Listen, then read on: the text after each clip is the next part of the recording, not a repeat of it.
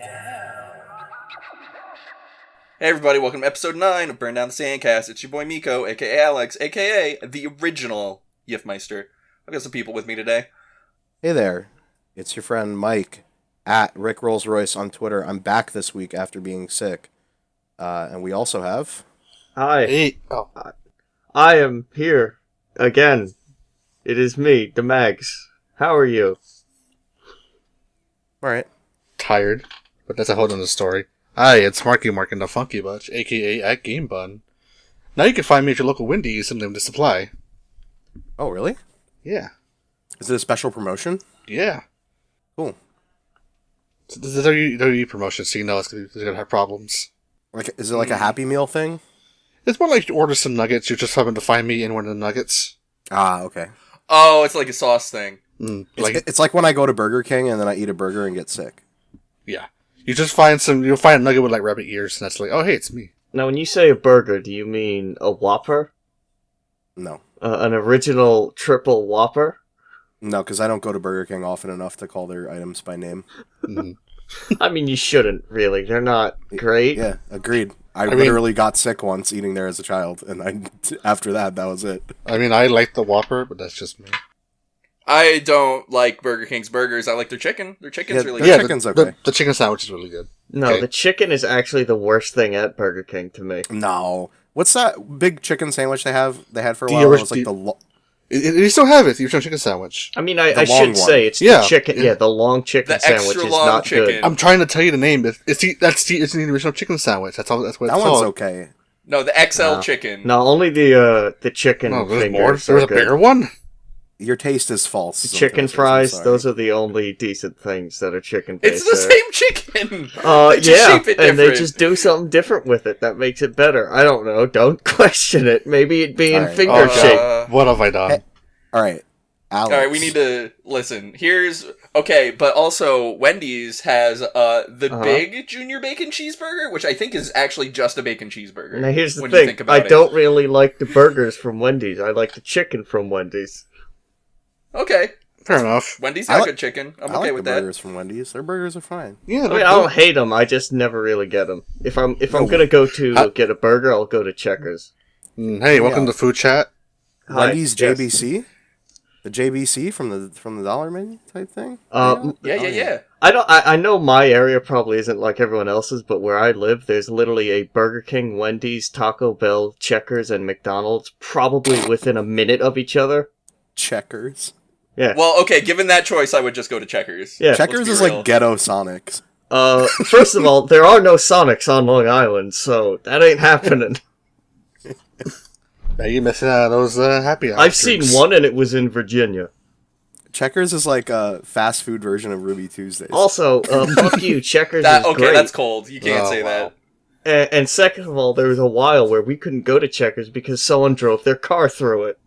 Oh, that's... Okay, so that happened to me when I was 19. I was working at the CVS in Mount Olive, and we had a Dunkin' Donuts next door in the same building.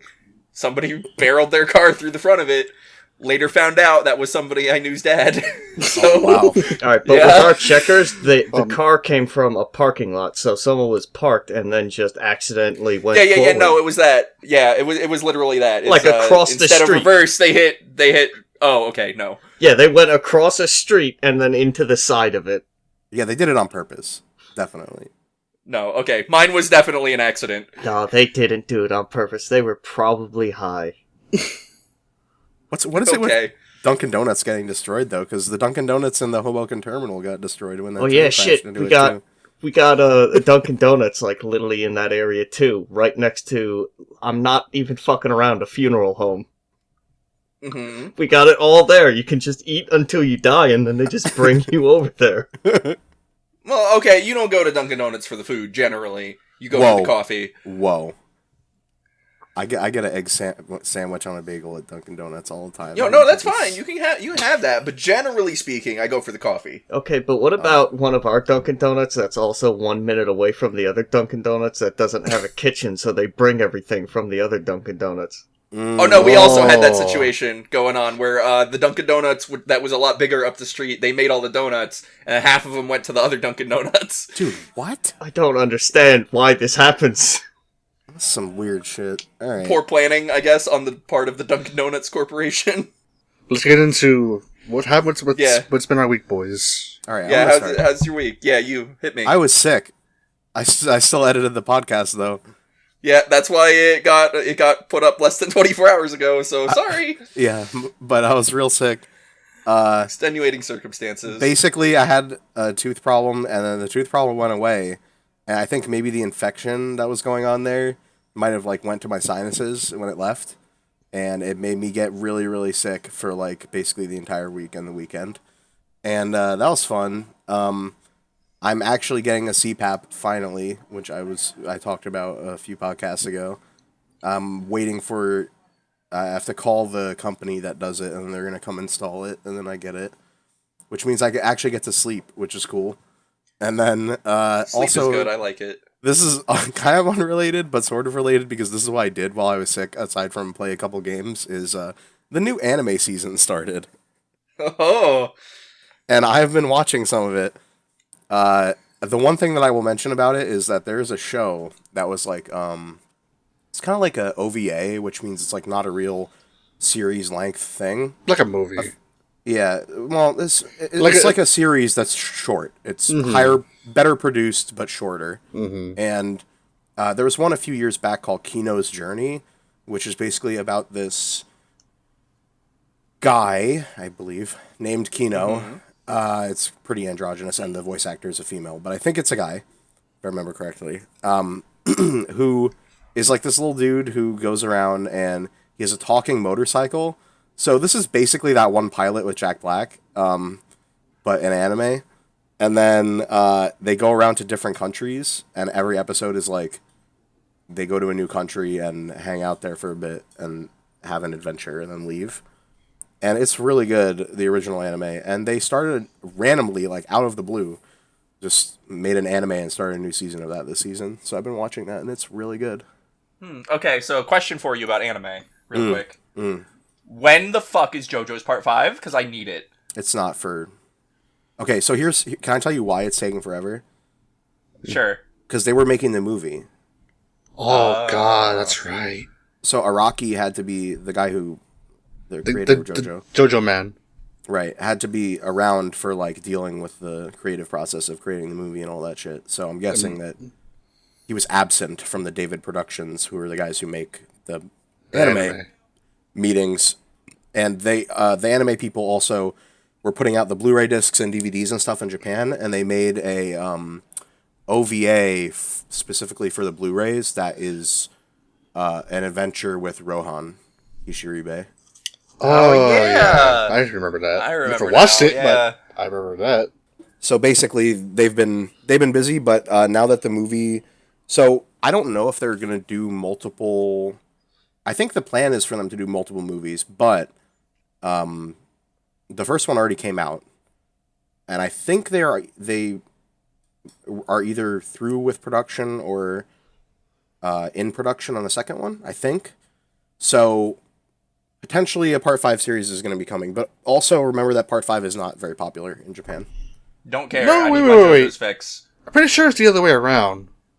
What do you mean? Part 5 is popular in Japan, it's not popular in... Because they got it... Part 4 is the most popular part, I think, in Japan. I could have sworn Part 5 was, because they actually got a fucking game for the PS2. I think that might have just been convenient timing. I'm pretty sure Part 5 is not as popular. Part 5 and Part 6 are not as popular, and then Part 7... and Part 8 are really popular. But we'll see. Regardless, I promise you it's coming, because they've done so well, there's no way, but I think right now they're focusing on selling DVDs and dealing with the movies, although obviously the anime production studio is not doing anything with the movie. But because, boy, I can't wait to see Part 5 get dubbed and figure out, like, what do we fuck do we call this? I just can't wait for people's reactions who haven't read Part 5 to see that, because it's... weird. That's me. That's Part 5 is fucking weird, man. Like especially Part 5, the last half of Part 5, just honestly, from what I remember... It's JoJo's Bizarre Adventure. Of course it's weird. Yeah, but it's even more bizarre. Part 5 might be my third least favorite part, but there's some moments in it that are just absolutely fucking crazy. And the characters, like, you're probably gonna... I would say that, Miko, you're probably really gonna like the, like, side cast of characters. Like, I think part 5 is where, like, the side cast was a lot better than the protagonist, because, oh, yeah, definitely. Giorno isn't exactly very interesting. YuGiOh, you mean? Whatever. His name is... I just want you to know this, Miko, because... I know his name. You don't have to tell me. For people who don't, it's... Every character in JoJo's, the main character is a guy named JoJo, basically. J-O. Yeah. And in part 5, it's YuGiOh, which is GIO. There's actually some other weird things about him, but that would be spoilers, so I'm not going to get into it. Yeah, I will still say I don't really care for the ending for part 5. Okay, just apropos of nothing. My least favorite parts are in this order. My most least favorite part of JoJo's, and people will probably get mad at this, but I don't care, is part 7. I think part 7 sucks, and I don't like it at all. I think all the characters are really boring, and I think it has maybe the worst JoJo in any of the parts. Then it's part 1, because I think part 1 is also really boring, although... But, like, the thing, I agree with you, but you need part 1 to, like, set up part 2. Right, and also it has some characters in it that are really good, like Ario Speedwagon, but... It's good for setup, but it drags a bit. Part 1 for me just drags on, and it has the exact same problem that part 7 has, which is that I think there's a character who is way cooler than JoJo who is on the team, and actually in a relevant manner, they're both characters who have Zeppeli in their name. So, there you go. Fucking figure. And then, after that, part 5, because just, like, the main JoJo sucks, basically. His power is really interesting, but it's also very dumb. It's never really used to the fullest, and when it does... Well, it does eventually, but... Yeah, but, like what the fuck? Yeah, and then... Yeah, I don't know. And I think the villains are not as good in those parts as well. Like I said, in part 5, the ending, like, I kept wondering, like, what the fuck was going on half the time. Mm-hmm. Because, is it part 5 where, the fucking meme comes from of, Crimson? I think so, yes. I think I know what you're talking about. I'm not really up to date on my JoJo's. Don't worry about it. We should stop talking about JoJo's. Oh, don't worry. You definitely understand more than I do right the fuck now. Exactly. I love the episode where JoJo Bizarre, the star of JoJo's Adventure Time, goes to the thing and then fucks the dragon. Yeah, to the Italian restaurant. That's a great episode, actually. Yeah. And they eat the food. Yeah. Yeah. JoJo spaghetti. And then he fights the tomatoes. Yeah. In the kitchen. Yeah. You joke about that, but it's actually a thing that happens. That is a literal filler episode from part 4, and it's actually really good. Yeah. Okay. Okay. What? But what vegetable would Jesus be? That's the real question. Eggplant. I don't know what the fuck you're talking about, but sure. All right. That was my week. Somebody go. I'll go, I guess. Okay. So, my grandmother is not expected to live the week. So, oh, really? It's that bad? Yeah. So that's been a little stressful. Understandably. But, so most of my work stress has died down, because, like, all the major projects I was on have, like, ended. Yeah, I was gonna say, did they get through that crazy period? Sort of. There's, like, a lot of errors falling out that, like, are not our fault, that we're just like, well, somebody in the billing team has to fix it. I don't know. I can't deal with it. We're not sending you this thing that you're failing it for, so deal with it. Also, I read a sentence in an article headline that was Kid Rock fires back at Eminem, and I was instantly transported to being 12 years old again. So that was a lot of fun. And you were like, where am I right now? What's happening? Well, the answer is I'm at Stanhope Elementary School. Mm-hmm. I'm sitting in my 7th grade class. Mm-hmm. And I'm thinking about Eminem. Oh, like but I'm thinking about Blink-182 more, because, it's like fucking 1998, and that's just how it is. But you know what I'm saying? Are you, like, thinking about Eminem, or are you, like, thinking about Eminem? The first one. I got one too many M's in there.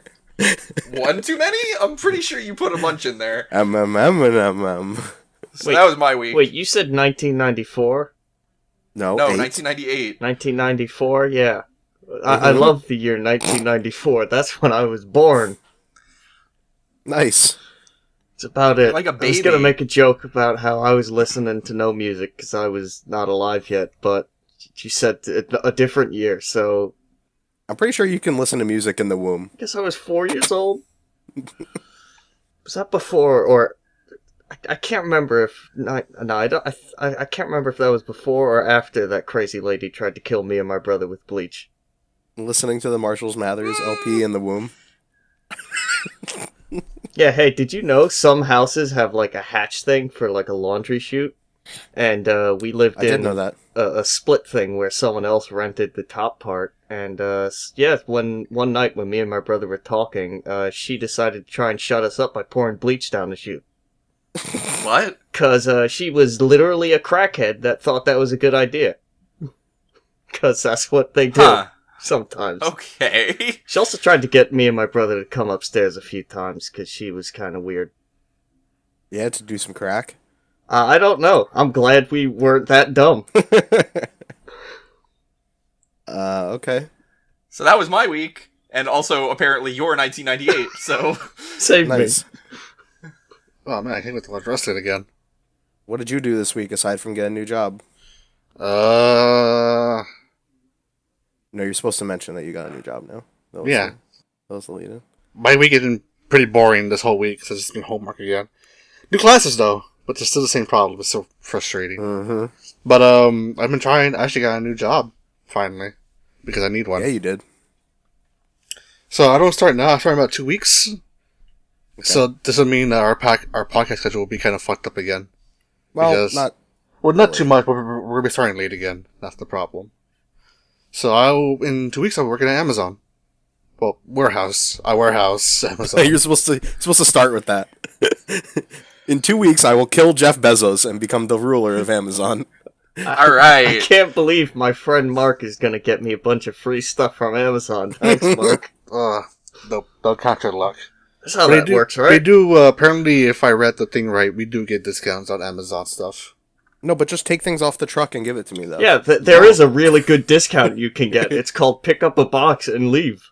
Yeah, it's called the 5-finger discount. And Yeah, it's my where you dude. take a box and give it to me. No, Oh. you take a forklift and you drive out with the forklift, and then you get a free forklift too. That's pretty good. God damn. From what I have heard from other people who have worked for Amazon is trying to leave at the end of the day, you have to stand in a huge line where they make sure you didn't steal anything before you can leave the building. No. So I don't know about that.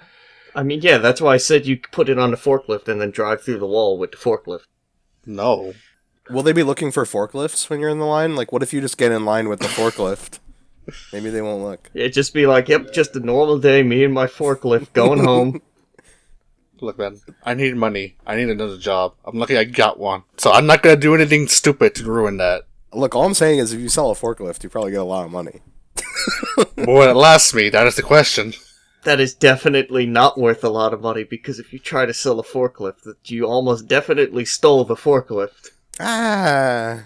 You know what you should do instead is try to set up forklift races like Ryo Hazuki in Shenmue. Yeah, that's a good idea. It's a good way to get money. Ugh. No. It worked for him. That's too much effort for me, though. Okay, but do you know where sailors hang out? I'll get back to you on that. At the bar Okay. or at the arcade. I know you have to investigate for about 12 hours before you can tell me, so don't worry about it. 12 real-time hours. Yeah, 12 real-time hours. I will listen on the next podcast. We'll just say 12 hours is actually a week. Okay. So yeah, I officially start on the 27th. Nice. That's good. So I would do Friday through Monday for about 5 hours a day. So it's still 20 hours. So, like, Okay. what's it like to have one of these job things? Is it... It kind of sucks, actually. Tiring, because I got to manage Yeah. that, and I got to manage schoolwork, too. Yeah. So what you're saying is I should never get a job. Alright. Well, you need one to, like, pay for things is the problem. Yeah. Well, what you should do, right, is you should just become a motivational speaker like Ty Lopez on YouTube. Are you asking me to become a motivational speaker right now? Yeah. and then say that you have a Ferrari. All right, and here's my then people will give you money. motivational. Here's my motivational speaking. Nothing matters. Everything is pointless. Fuck it. Is it weird that I think you probably would have a bigger audience than him still? Yeah, you probably would. Also, here's something you might not know: is if you're a motivational speaker, you would just lie and nobody can stop you. Right, but that would make me feel bad, which I don't do. I mean, that you have a good conscience. I'm not gonna tell people everything's gonna be all right when I don't think it's gonna be all right. You have a conscience? Yeah, you can't be a motivational speaker. Yeah, if you have a conscience. Sorry. I don't know if conscious is the right word, but no, it is. Yeah. So yeah. So for because I already do one job at a warehouse already. Waking up at 4:30 every morning, Tuesday to Saturday. Yeah, 4:20. So Friday, Saturday for me will be like 9-hour days for working. So that'd be fun. Go to work every day. So yeah, I mean, I have no more days off now, unless I actually request it.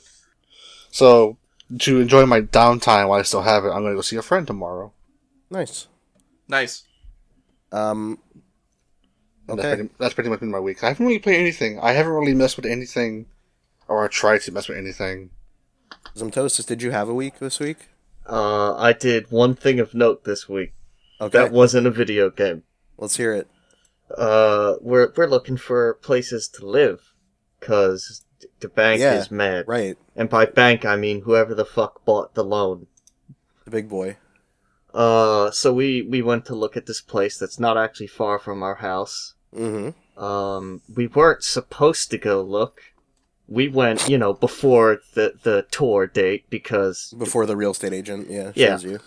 Now, he wants, almost $2,000 a month for it, which is a lot, and when we looked at it, that place definitely got fucked up in Sandy. And, there's many things I want to talk to you about this house. It does have solar panels, I guess someone put on there recently, which, it's neat. Cool, I guess, yeah. The heating is electric, and that's neat. But it is literally on the water. The backyard has the fucking ocean. Electric heating on the water, Which means if there is another hurricane even that happens, an actual one, no more house is going to be there. So that's not good. Yeah, but it's oceanfront property, though. And then two, he literally kept saying that on the phone.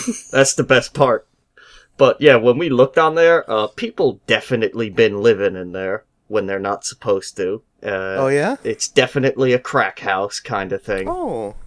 And I'm pretty sure me and my brother saw memorials, two of them on the property, and we're pretty sure someone fucking died there.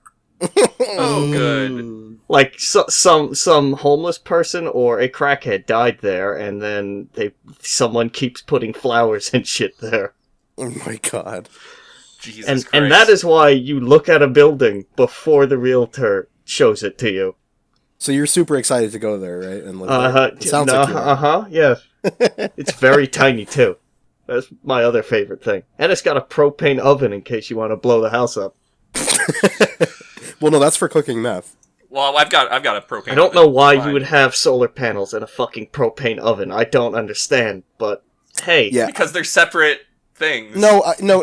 But Miko, she's making a good point, which is that if you're gonna have electric heating and solar panels and shit, you would probably have also an electric stove. If the whole point of having solar panels, no, electric stoves are bad. You want a gas stove. Gas agree stoves with are easier you. to use. Gas stoves are better.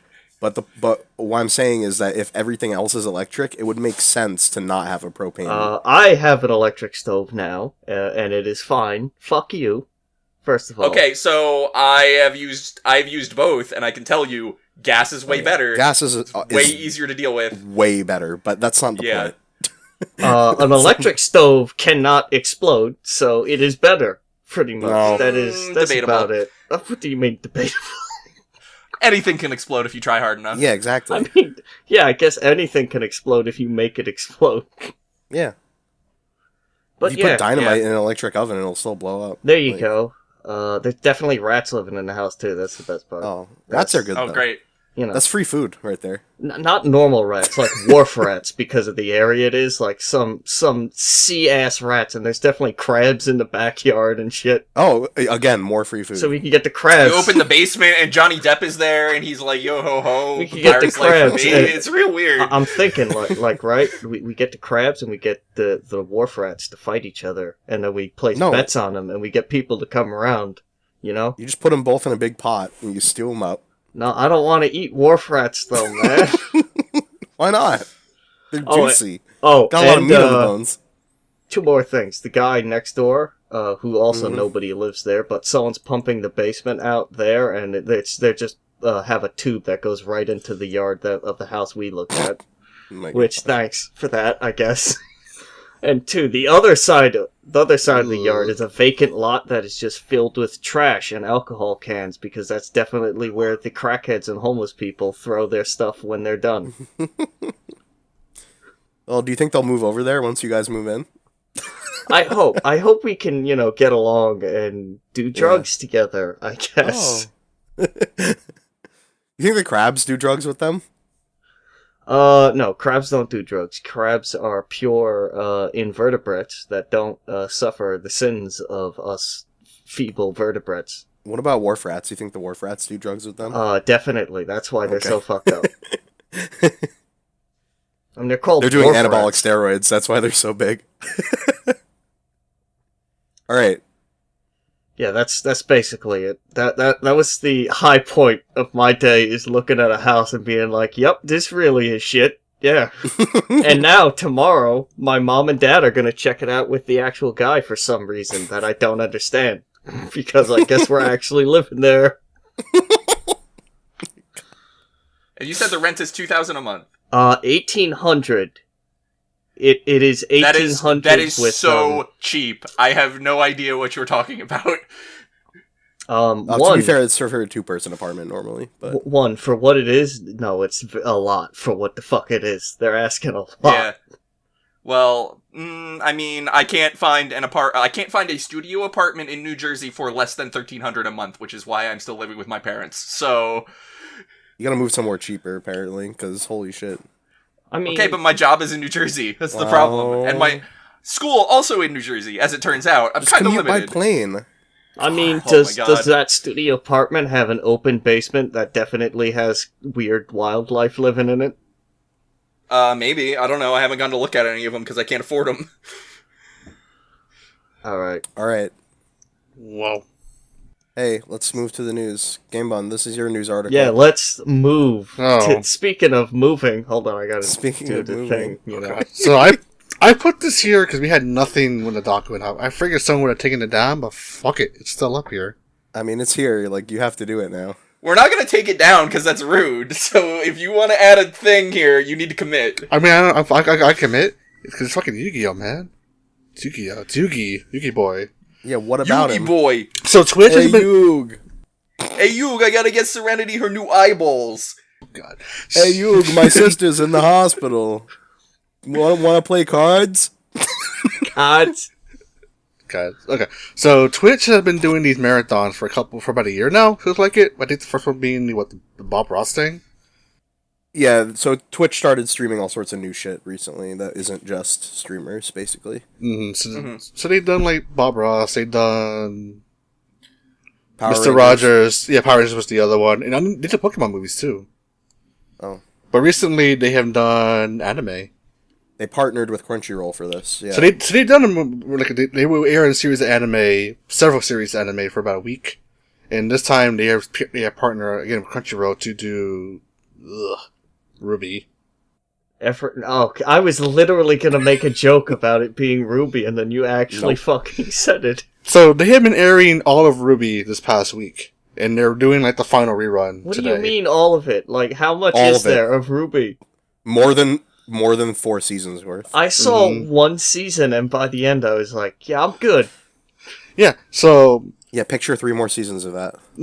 Oh. So, after the Ruby, then we're getting to the main show, which is the YuGiOh Marathon, which is they'll air every YuGiOh episode from the original series for about 2 weeks. Which is a lot of episodes. Yeah. Is there I don't remember there being that much Yugi. There's a lot of Yugi. I'm actually kind of curious if they will air the filler stuff, which is the. Are they gonna air season 0? I hope so. That would be the only thing I would watch. I will hope they would do that at the very end, because they have done like stuff that did like this before. I'm like, okay, this is all done. Here's a surprise thing would do for you. If they had to get it from Crunchyroll, then maybe. I know for a fact that Crunchyroll does not have season 0 up. So they might have to get that from somewhere else if they were getting it. Unless this is supposed to be like the announcement that we have season 0 now. Watch it on Crunchyroll or watch it during this marathon. That would be cool. That'd be really cool. That would be cool. So yeah, So YuGiOh is just kind of fucked up, but I would see more Joey face. Suffice to say, in case you were wondering, Maggie, how many seasons, how much Yu-Gi-Oh there actually is, I bet you that I can name Yu-Gi-Oh arcs that you won't even know ever existed. So they have here listed about 270 episodes of Yu-Gi-Oh planned. Hey, I used to watch Yu-Gi-Oh on Toonami. I think it was. Was it Toonami? No, it was Kids Kids WB. WB. Yeah. God. It was definitely Saturday mornings Kids WB, for sure. No. Because after Yu-Gi-Oh, Animaniacs would come Oh wait, on. yeah, maybe it was Kids WB. I don't. It was because it started out wasn't a Fox box. No, Foxbox had Kirby.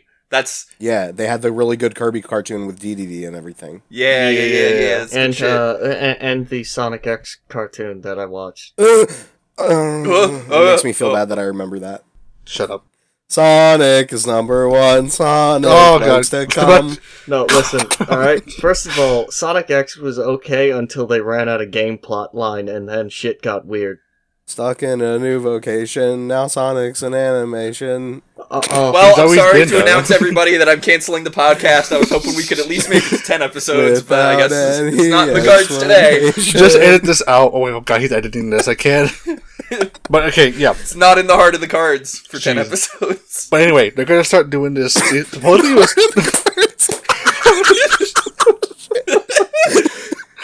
Oh god, help. This is what anime does to people. Always remember to keep your kids away from anime. I can't stop laughing. Okay. So they will start. Supposedly they will start doing it. They're supposed to do this tomorrow, but apparently things happen, so they moved it to Monday. I could be wrong about that. Don't quote me. Okay. So it'll either for tomorrow or Monday. Either way, Yuki boy. Hey, Yug. 400 hours. 100 years, Yug. 100 years, Yu-Gi-Oh! I honestly hope though they will have the Joey faces emote. Yeah, sure. Why not? That would be really good. I play Exodia. Oh god, Oh. Exodia pieces are just emotes. Give me no. Give me Joey Face. Give me Bandit Keith. Give me Baby Yug and give me Yami Yug. And what else would be a good one? Tristan maybe. Kaiba. Probably Dark Magician. Yeah, Kaiba and Dark Magician. That's fine. Yeah. I would say Pegasus, but Oh, Blue Eyes. What am I talking about? Blue Eyes. The thing I remember the most from Yu-Gi-Oh is like one of the very first episodes where he's on the boat and he shows someone the Exodia cards and he just throws them And they off just drop the them boat. into the ocean. Yeah. And I was just like, why would you give them to him? You do realize Yuki's very stupid. Yeah, that was Weed Weevil or whatever the fuck his name is. Weevil. I remember his name. Weevil And Underwood. then doesn't he get beaten with like clown people or fucking Yes, something? yes, he does. God, see. It's hard to really forget that first season because a lot of stupid shit happens. This is before the rules became like permanently set. When does someone throw a card into a gun? When's that happen? That would be the Japanese version. Because I remember seeing that somewhere, and that was amazing. That's some season 0 shit, I think. Maybe. But Yeah, maybe. what you need to know is that there's gonna be a fuckload of Yu-Gi-Oh. So if you want to watch it, You want to see where the fuck everything went before the was it Battle City? Yeah. Before Battle City set it and all the rules became like the implying games. that I know what that even is, but okay. It's this, they duel in the big city. Oh right, yes, with okay. The little cards that form a little map. That was sweet. Hey, Like they have the episodes with the maze game where they play The main game was Duelist Kingdom. and they play. There's a bunch of those. I remember Yeah. everything. At least the first two. Dice. The first two. Oh, dog god dice. Yu-Gi-Oh! Dice Monsters or Look, what the fuck it was called. Look, man, I bought the game. It's not bad, but boy, Wow. that's special. hey, out of curiosity, on the Yu-Gi-Oh cards, you know, like the star things that rank the monsters. What's that called?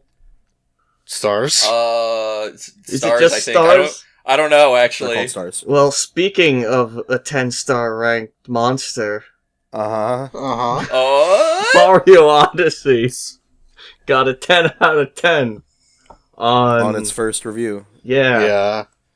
That isn't even out yet, the review. So, the game is out to reviewers. The review code went out early this week. And Edge Edge leaked the review, and it's a 10 out of 10. It's fucking good. Mario.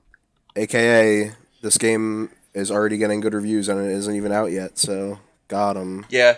But I mean, So to be also, fair... here's... Oh, go ahead.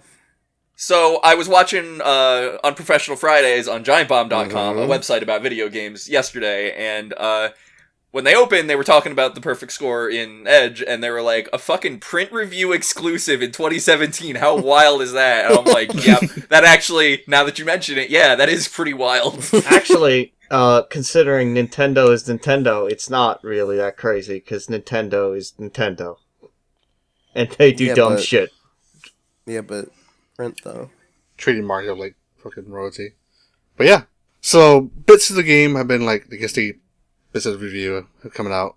And the one that stuck out to me was the fact that they mentioned that there are about as many moons in that game as there are Korok seeds in Breath of the Wild. Which, if I remember correctly, there are about 300 plus Korok seeds in Breath of the Wild. There are exactly 900 of those damn things in that game. There are 900? Yeah. Wait, how does What? one planet have 900 moons? I think it's either 700 or 900. There's a lot of fucking seeds in that game. That's way more than I thought there were. 300 is the max you need to upgrade everything. Oh, hold on. I'm going to look this up. I'm sorry. So I never got very far in Breath of the Wild, but I found one Korok seed. Well, you didn't look hard enough. Also found it while I was trying to, hunt boar meat, and that was really frustrating, so... There are a total of 900 Korok seeds, but you only need to find 441 to max out your inventory. So, spoiler, you haven't bothered to get all of those damn things. When you get 900, your reward is a piece of shit. Literally. Oh, I believe it. It's a golden poo. That's... What does it do? It just smells funny. You just never have to shit again, I guess. That's what the game description is. It just smells funny. If you carry it on you, you will metabolize everything at 100% efficiency. But technically it does nothing. It's just like hey, you got all these things. Here, You have did this, it, idiot. have Here, have this dump. That's also why you don't get all the gold Skulltulas in Ocarina of Time, is because once you have the Giant's Wallet, you're just done. You don't need anything else. Wow, that's... If there are actually, 900 moons, that would be pretty crazy. I'm hoping that's actually true, but we'll see what happens. Because, we've seen some of the stuff, the moons, right? Because, you know how some of the moons in that game just, pop up for the most mundane things? Right, so what I was going to say is, to be fair, some of these... It's not like all of these are, some big, they're not... I wouldn't say... I think a lot of people have been equivalating... Is that a word? Equivalating? Equivalizing? Something? Close enough, Equating them to stars in Super Mario 64 or games like that. Right. And they're really not. Some of them are more little, side mission-y, you jumped on the fire hydrant, you get a moon. Yeah, so you remember the coins from 3D World and 3D Land, right? Mm-hmm. That's kind of what I'm imagining here. Maybe. Okay. The moons are basically the star equivalents or the shines, whatever the fuck you want to call them, but they're just more abundant. Because, what are the moons? You had to just, sit down a bit and just talk to someone, and that triggers the moon. Exactly. And I'm guessing similar to, since they used the example, Koroks, you probably won't need all of them in order to progress. It's just, If you want to go out of your way and get them all. Right. But that's cool. Mm-hmm. They also did mention, I don't know if it's a review, I saw this somewhere. I was something about post-game, there's more post-game that relates back to the old game, so there is a lot of stuff in here. When they say that, you know what I think? When someone says post-game that relates to the old Mario games, my first thought that comes to my mind is a Star World. Mm-hmm. And it's someone immediately just posted Rosaline, oh god, here we go again. Or they're gonna have you unlock a water pack thing so you can play the only good Mario game again. So they also mentioned something with do that. Peach as well, because in that game she has a tiara and also has eyes. Or, yeah, they're gonna have you beat the game, and then you have to play through the entire game again as Luigi or Peach and get all of them again. Yeah. Got him. Will Luigi's possession thing just become being shitty? At the end of the game, there's going to be a cutscene where Mario is just beating the fuck out of Yoshi. That's not at the end of the game. That's in the beginning. Oh, that's just throughout the game. It just That's constantly a gameplay pops up mechanic. every time you load the game. It's just like, hey, did you know Mario is actually a monster? In the very beginning, we just cut, like, it's like a dark, dreary alleyway, and we just see Mario in the alleyway of New Donk City just beating Yoshi to fucking death, mugging him. Oh my god. That's why Peach gets kidnapped so much. Bowser's not the one actually kidnapping her. Mario's the one kidnapping her. Oh, wow. Yeah. Wow. If you think about it, it doesn't make sense at all, but, you could just pretend. Wow. This lore. All right, well, Speaking of things that are getting fresh coats of paint. Motherfucker. Oh boy. Dust 2, boy. Remember Dust 2? No. Before we just say words that people might not know what they mean, Counter-Strike is a video game that you can play. It's an FPS. Oh, and you shoot people in it. Counter-Strike. And there is a map in Oh, Counter-Strike. Team Fortress 2, yeah. No, there's a map No, that game's dead. We don't talk about Team Fortress 2. in Counter-Strike, in every version of Counter-Strike, that's called Dust, and it's a map that takes place in the Middle East, sort of, and it's the good map. And then a bunch of people made a bad version of that map called Dust 2, and everyone likes that map better for some reason. So, and that's now the default map when you play Counter-Strike, even though Dust 1 is better. And, yeah. Have you played... I went back and played Dust 1, just for, the sake of it, and it's a fucking mess, man. No, Dust 1 is the best. Dust 1 is a million times better. Also, you guys are confusing me. You need to call it by its original name, DE_Dust, please. Yeah, DE Dust 1. DE Dust 1, because the only way for T to actually get anywhere is to go, a long tunnel. You can go through the tunnel, or you can go underneath on the overpass area. Yeah, the problem is that that whole point for the underpass, you're pretty much in line sight for the CTs. You're pretty much fucked. Eat shit. Fuck you.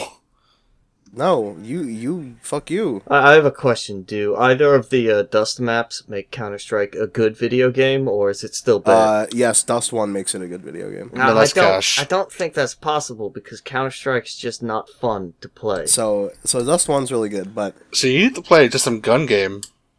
Gun game's the only good part of that game. Then there you go. Just play gun game. That's actually in the game now. Because Dust 2 is so popular for no reason, they decided for the current iteration of Counter-Strike, which is Counter-Strike Go, to basically redo the map a little bit, which normally this is not big news, because they do redo maps all the time in Counter-Strike, and they release new maps all the time. But this is such a classic map that having any changes to it is sort of a big deal. So Dust 2 was introduced since Go since the beginning, and has been evolving with the game alongside it.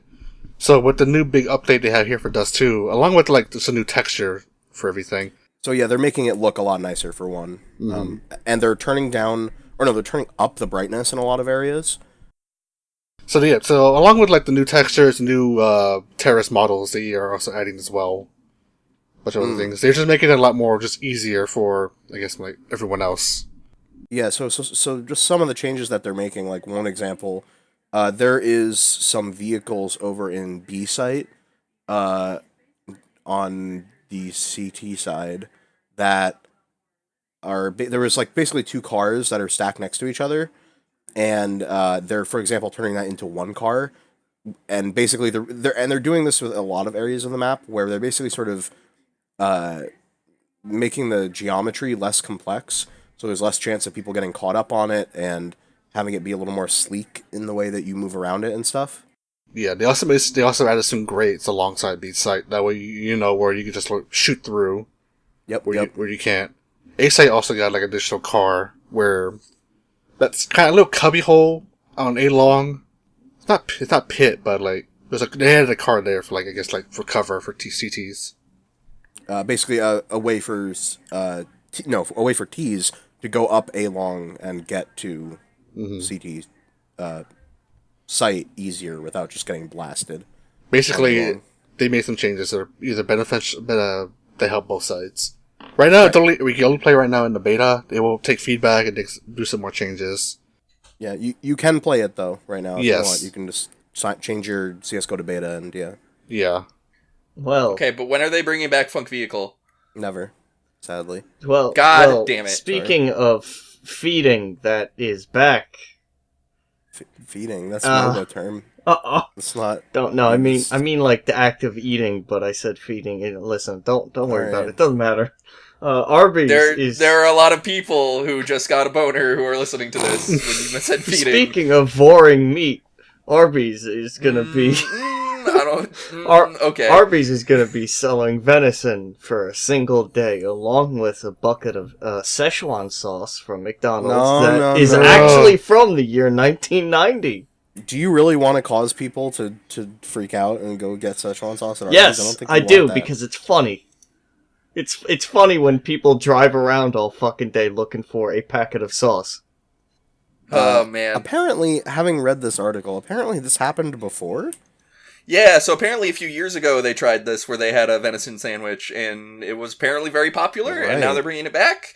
And it says, one of the things I've noticed is they're serving it with a juniper berry sauce, which is the berry that you make gin out of, which I don't know how I feel about that. Yeah, that's good. Juniper berries. But it also has crispy onions, which I'm down with crispy onions. And from the look of it, this is not like a ground patty. This is just like a steak.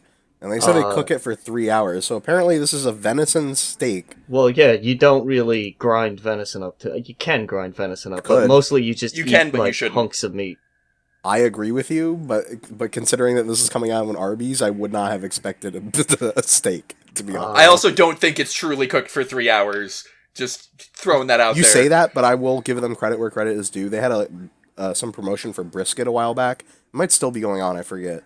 That is supposed to be a 12-hour cooked brisket, and apparently it actually is cooked for 12 hours. So, I don't know, but well, yeah, you can cook things and then cook them more later. Right, exactly. It might be cooked for 2.5 hours or whatever, or 2 hours and 45 minutes, and then they cook it the last 15 minutes to get ready for you. So you're thinking it's like a sous vide kind of situation? Sous vide, but yes. Whatever. You know I don't know how to say words. Well, now you do. And also, just as a funny aside, in Colorado, I think Milwaukee and somewhere else, instead of venison... Wyoming, Montana. Thank you. Instead of venison, they're going to sell elk, which is the same thing, except it's a boy. It's not the same thing. Elk is much big. Very big deer. Much big. Oh, okay. Well, that's good to know. Yeah, if you've never seen an elk, they're fucking huge. So, they're pretty big, yeah. They basically are selling elk in locations where they can get elk instead of venison, I'm guessing. But I thought that was interesting. Yeah. I guess it's not a thing you can do a lot because there's no real, deer farms. Or there's not really a lot of them where they just have a lot of deer. No, not really. So you have to go get the deer, and that takes time. If this was happening when we were at AGDQ in January, I would say we should go and do this. But since it's happening in a week, and I have no easy way to get to an Arby's... Yeah, let's all drive down to Virginia right now. Yeah, probably won't ever get to try this. I don't even know where the closest Arby's to me is. Let's just throw... Yeah, same. I think most of the Arby's around here have completely closed down. But yeah, they're available in limited supplies on October 21st at every Arby's in the United States, apparently, so... Try it if you want. Right, Speaking of limit. No, there's no way. Speaking of selling things, there you for go. A limited time only. Did it? Humble Bundle has been purchased by IGN. Yes. I don't know why this business decision came to be, but IGN owns Humble Bundle. Really, you don't know why? IGN was like, "We'll give you this much money," and they were like, "Yes." That's about it. Well, yeah, okay. That generally speaking, I understand how business transactions are conducted. I think the reason that IGN bought money, them is because aside from just being one of the few other services right now on PCs that people actually buy games through, because for the most part right now it's Steam, and then you have it's kind of Steam, GOG, and Humble Bundle, right, and that's kind of it. GOG and then I would say after GOG, Humble Bundle. But aside from that being the next up and coming platform for selling games, they're also trying to branch out into the development realm, apparently. Oh, really? No, okay. Publishing. They're trying to be... Well, IGN doesn't do game development. Okay, alright. Yeah. So, for example... IGN doesn't do that either. Well, no, but that just means that they're going to be worth more. So, for example, they're going to be publishing the console versions of A Hat in Time. So I think that might be their first project, actually. So, they're becoming worth more and more as a company, and IGN, I guess, figured they would acquire them while they were still cheap. Now, here's the thing about this. IGN is a game media company that focuses on journalism and reviewing.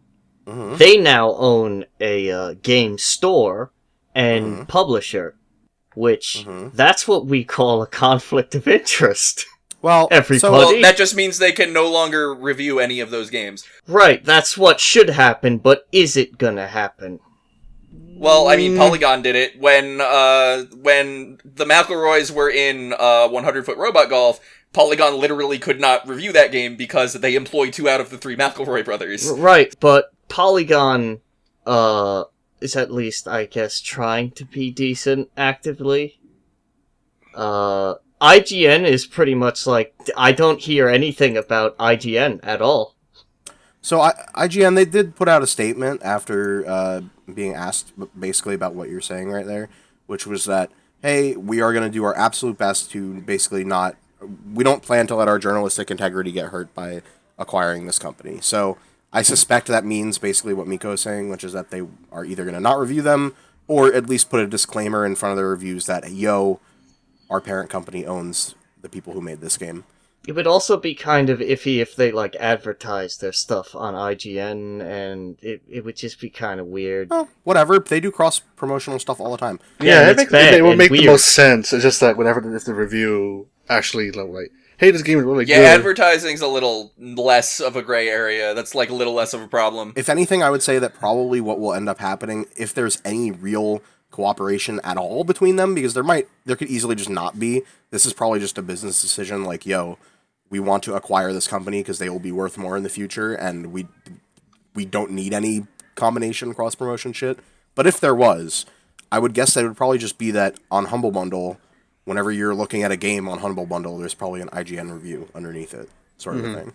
Right. I meant more IGN having ads for games that were published by Humble Bundle on their website. Okay. Which would be... Well, everybody's running Adblock Plus these days. Ads are ads. You can show me an ad, but but a game review company showing ads for video games is a bit...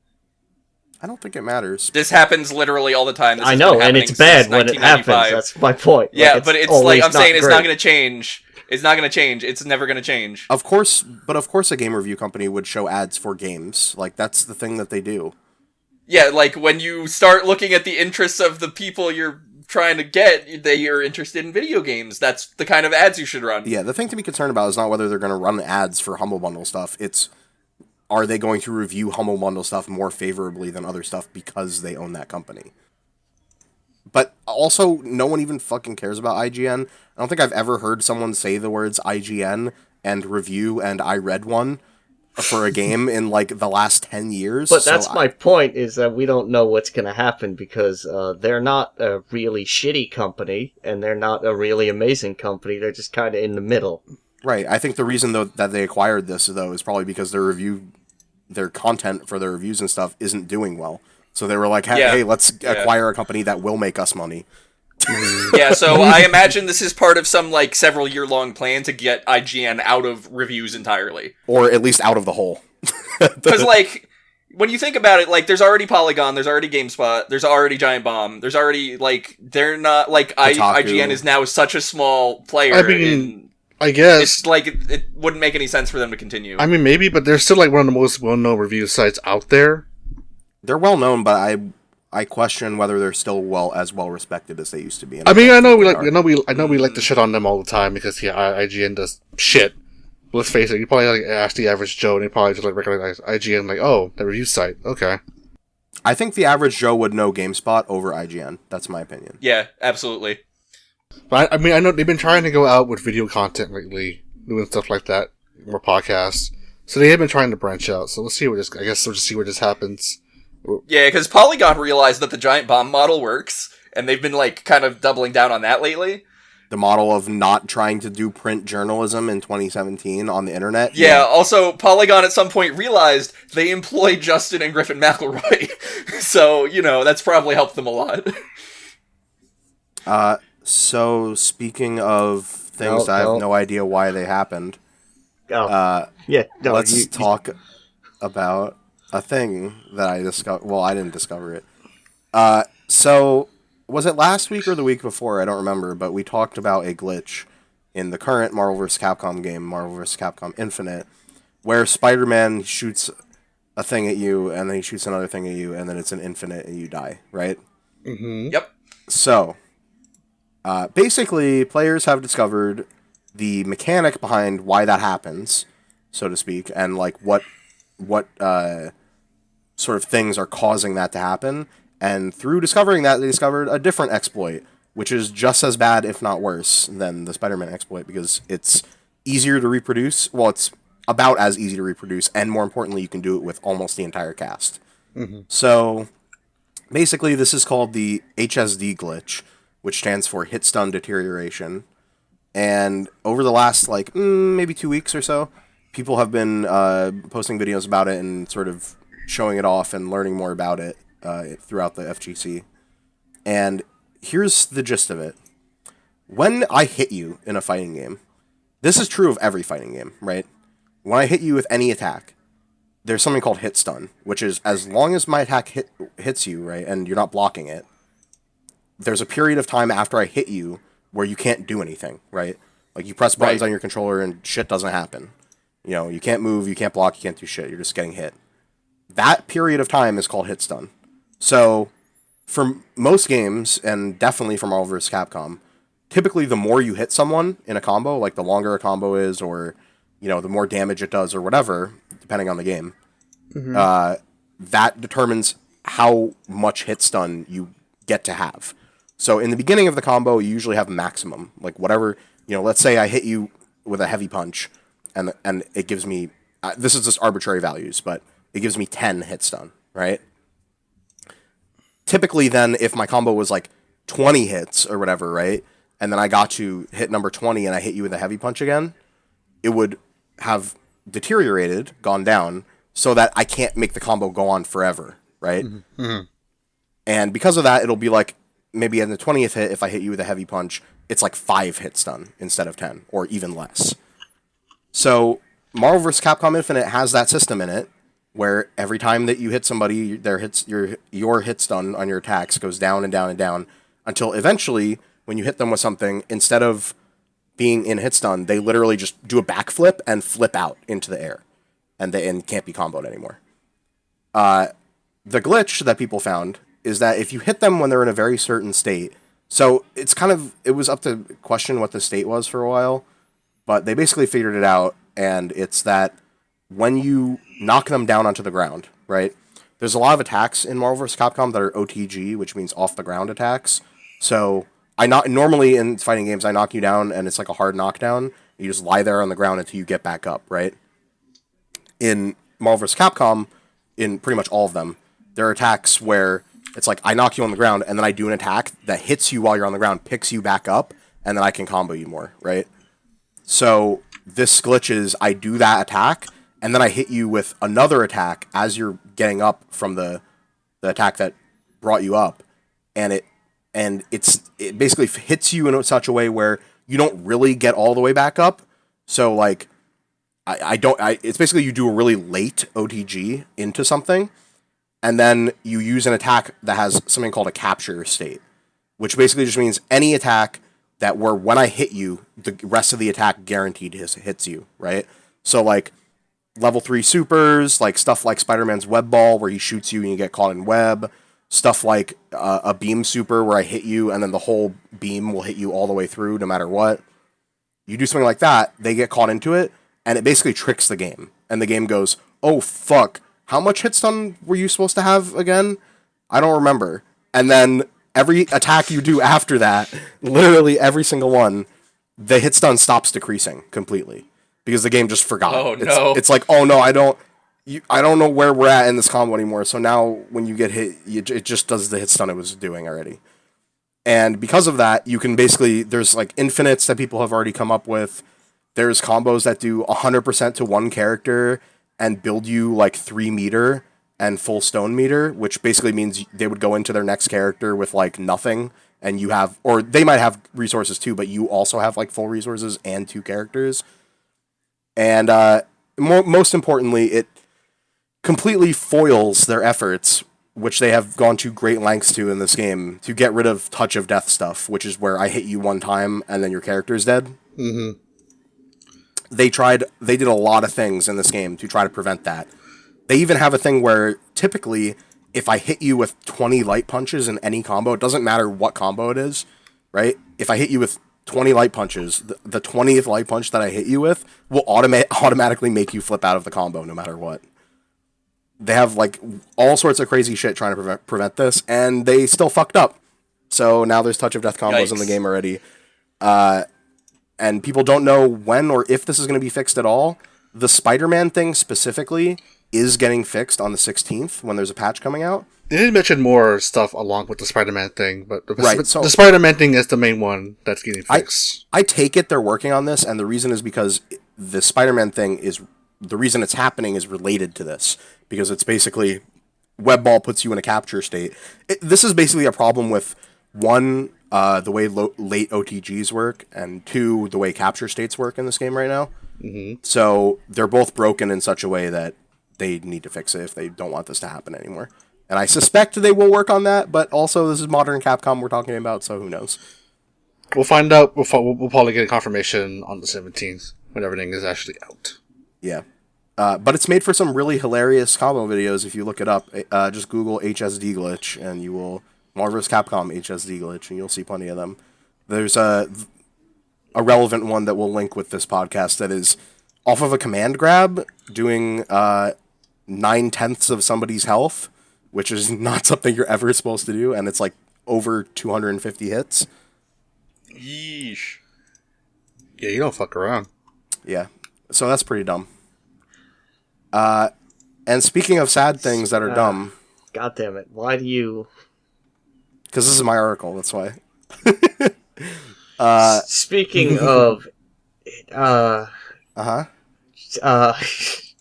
Yep, okay, well, let's continue. Yes. And not dwell on this, please. Speaking of sad things that are dumb, Swery, 65? What is the numbers that are supposed to come after him? 65. Thanks. Yeah. Swery, 65, is a great guy. He's made a lot of fun games in the past. Well, okay, I don't know that I would call Deadly Premonition fun. Okay, they're interesting, but they're not exactly engaged. I mean, they're engaging, but they're not like fun to play. They're interesting, and and some of them are fun. So, some people think some of them are fun. Is that vague enough for you? Yes. Sure, that works. That'll work. Well, so he decided recently to start a campaign on a Kickstarter type crowdfunding site. It's called Fig, I believe. Which I don't know how long this has been around. I think they've been around since at least 2016, but I think Fig first popped up when the Psychonauts 2 thing popped up. Yeah, it might have been a 2016 thing, I'm not sure. But pretty recent, new site, and he tried to crowdfund a game. It was called The Good Life. And it is a very interesting game. You can look up information about it still, I'm sure. That was about you're playing a reporter who goes to a sort of... It was an English town, I think, in the countryside, and is trying to discover the mystery of why, at night, all of the town's residents turn into cats, or, because apparently they thought this would help the crowdfunding campaign, dogs. So, ultimately, it was cats or dogs, but it started as just cats. So are they making was this going to be like a Pokemon Red and Blue situation? It was like Pokemon Cat version? I think Pokemon this was dog version? kind of an adventure game with some Deadly Premonition-esque elements to it, because he was talking about a system of like a food and rest system of like your main character, this lady, gets tired, so you have to sleep, but when you sleep you get hungry, so you eat to not be hungry. But you can also drink, which makes you not tired and not hungry, but if you drink too much it makes you an alcoholic. This is a real system that he was talking about putting in this game. So that was kind of interesting. And then there's like a couple little gameplay demos here and there, I think. The one that I've seen was the main character riding around on a sheep near Automata style in a city. Oh yeah? Yeah. So I don't know. It definitely was an interesting concept and looked interesting, but sadly, it failed by a lot. Which I can't say that I'm super surprised by, since it was on a new service, and Swery's games are not always the most well received by the general public. So it was a 15, or not 15, thousand. Whoa, holy shit, my brain. $1,500,000 Kickstarter, correct? Oh. I think that's right. And it ended at, I think, 600K, maybe a little bit less than that. So about halfway before it ended. Nah, not even halfway. Yeah, that's true. Like a third of the way, basically. Yeah. Yeah, I think so this screenshot I'm looking at says 45%. Ugh. Okay. And so that happened, and I mean, it happens. Obviously, he seemed pretty thankful to the people who did donate, and that he expressed a lot of confidence that it would happen in the future, or that he would try to make it happen in the future. And I guess on Fig you do get your money back if you donate and the project doesn't happen. So, it's not like he took this money and ran with it or anything. Mm-hmm. Mm-hmm. But boy, did Twitter blow his ass up right after this campaign failed. And what do you think Twitter would blow him up about involving this campaign? If you had to guess. What's a Swery game? Actually, you know what? Let me just ask you a better question. What's the last Swery game that came out? D4. D4? Yeah, is that the one that I saw with the cat lady? Yes, it is. But D4 is the last game that he published, or that he was part of, that came out, right? Yeah, where it had a prologue in episode 1 and then nothing else, and I was really excited to continue that game. Right, and his statement about that game is, hey, it's over. That's not happening. And he said that for quite a while. But people on Twitter apparently decided that's not cool, and they basically roasted him as soon as this shit ended, and were like... The time for that was in 2015 when he said it was no longer happening. Yeah. But they decided it was now, when he feels bad about his new project failing. So hell, they roasted the shit out of him and were basically like, well, maybe if you had done D4 Part 2, then your Kickstarter would have succeeded. Or maybe you should have finished D4 before you started this in the first place, or et cetera, et cetera. How much did D4 sell anyway? Not enough to continue. That's the problem. Because I know it came out for the fucking Kinect before that got scrapped. Yeah, D4 sucks, by the way. Anyone who doesn't think D4 sucks, you can suck my dick. That game sucks. So when D4 came out, almost nobody had an Xbox One, and then it came out on Steam, but by then, all the hype had died down. Yeah. So it was way too late. It was 2 years later. So I think that that game just did not sell well by virtue of time and place. And I don't even think it had VR support on Steam when it came out. I'm pretty sure you just had to play with a controller. So, well, no, because at the time when it came out on Steam, I don't think any of the headsets were out. I think you're right. So, his reaction to this, Swery's reaction to people roasting him on Twitter, was to go on a block spree and be really upset. And then he posted a really heartwarming, I think it's heartwarming tweet that I'm going to read. This is accompanied by a picture of him in front of a bottle of malt Scotch whiskey, single malt. And it says, honestly, I'm tired, but I had conversation with followers yesterday night. At the end, I blocked them. That's the last night of my first crowdfunding campaign. That's terrible. So, I will read books and watching movies and drinking and keep religions and love all my cats during this weekend. No, wait. You have to say drinking. That's what I did. Drinking. He emphasizes the king part. So Swery's gonna get drunk and get over his first crowdfunding. What does keep religions means exactly in that context? He's gonna hang with his bro Jesus. I'm gonna get so drunk, I'm gonna go see Jesus. Dog, that is some. So you know that REM song, "Losing My Religion"? It's like that, except the opposite. Okay. Gaining my religion. And then Michael Stipe is there, and it's just weird. So it's a shame to hear that it failed, but I hope that he tries again, because I would love to see a new Swery game where he doesn't have to deal with a shitty publisher like Microsoft to get it made. Yeah, for real, dude. For the if out of what's the word? Oh God. What's the word when you are disclosing something? When you're Disclosing? No, but like out of like when you say like out of being honest or whatever, like I forget. Whatever, it doesn't matter. We're gonna cut this all out Dishonest? anyway. What the fuck are Not you? sure. Yeah, what you're whatever. trying to talk about. I did actually donate to this campaign. Oh, okay. Yeah. So it was a shame. So for you me were to- trying to say full disclosure. I don't. Full- Campaign. There you go. So, as someone who's sold out to the man, what is it like? It's okay because the man's a cool guy who hangs out with cats and gets drunk. So I mean, instead of Well- a shitty dude. Speaking of other sad things that are dead, Speaking of animals that are dead, Sure. yeah, let's go with that. Yeah, why not? Fuck it, really. okay, so What the fuck is the grape? Grape Grape So was it a year ago or earlier this year? Either I way, think it was earlier this year. so early this year. Okay, to the point. Komodo Friends is an anime that got really popular in Japan. Describe it to me, Mike. Kimono Friends is a smartphone game that was extremely bad and no one liked it. No, Komodo Yes. Friends is a fighting game, right? Nope. Yes. I mean, that was yeah, afterwards. Yes. Then they made it into an anime. And for some reason, everyone really liked the anime. The anime is basically an anime about a person named Kaban-chan, which means bag. Uh huh. Yeah. The bag person. Beautiful. Yeah, bag girl. Coming to a crazy safari place that has all sorts of animal people in it. They are anime, obviously, and they're like cat girls and bird girls and shit like that. So and, are they and like it's a caught children's halfway show. between an Animorphs transition? No, they're just literally just. They're less horrible. horrible than that. They're like cat girls, and it's a children's show basically, and it's cute. Mm-hmm. That's And it it. got really popular. But in the meantime, to advertise it, the zoos in Japan have been putting like the little, like it's got cardboard cutouts of the anime girls in the pins.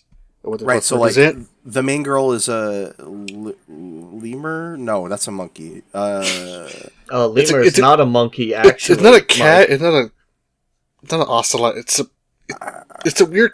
Not a liger. It starts with an L for sure, but I can't. She's a lemming. cat thing. She's a cat thing. Leopard. No. So they would put up Lynx. like a cutout of her in with the other animal of her type, like in the pen with the animals. Mm-hmm, yeah. And so they did that for A serval. That's the what it is. serval. Thank you. I don't know how I got an L from that. And then so there's a penguin girl, of course, and they put the penguin girl in with the penguins. And what happened, Game One? So one of the penguins, called Great Coon, we're talking about here, became really affectionate toward this cardboard cutout to the point of just looking at it. It got really weird to the point where he had to separate it from the cardboard cutout. Yeah, he would literally like occasionally not eat. Like he wouldn't go get his food from the people. He would just like hang out with the cardboard cutout and like sit next to it and like. So this became big in Japan and became big on Twitter. It started spreading around. So we have a bunch of fan art of this little penguin like being with his waifu. So they basically were like, "This penguin has a waifu. This penguin has discovered waifus." That was Japan's take on this. Uh-huh. And to wrap up this nice happy story. And to wrap it up, he died. Well, let's put it this way: he died. Where did he die? Of natural causes, or just like I think he died of natural causes. Yeah. He was 21 years old as a penguin, which is he lived a fucking happy old. life as a penguin, so he at least died.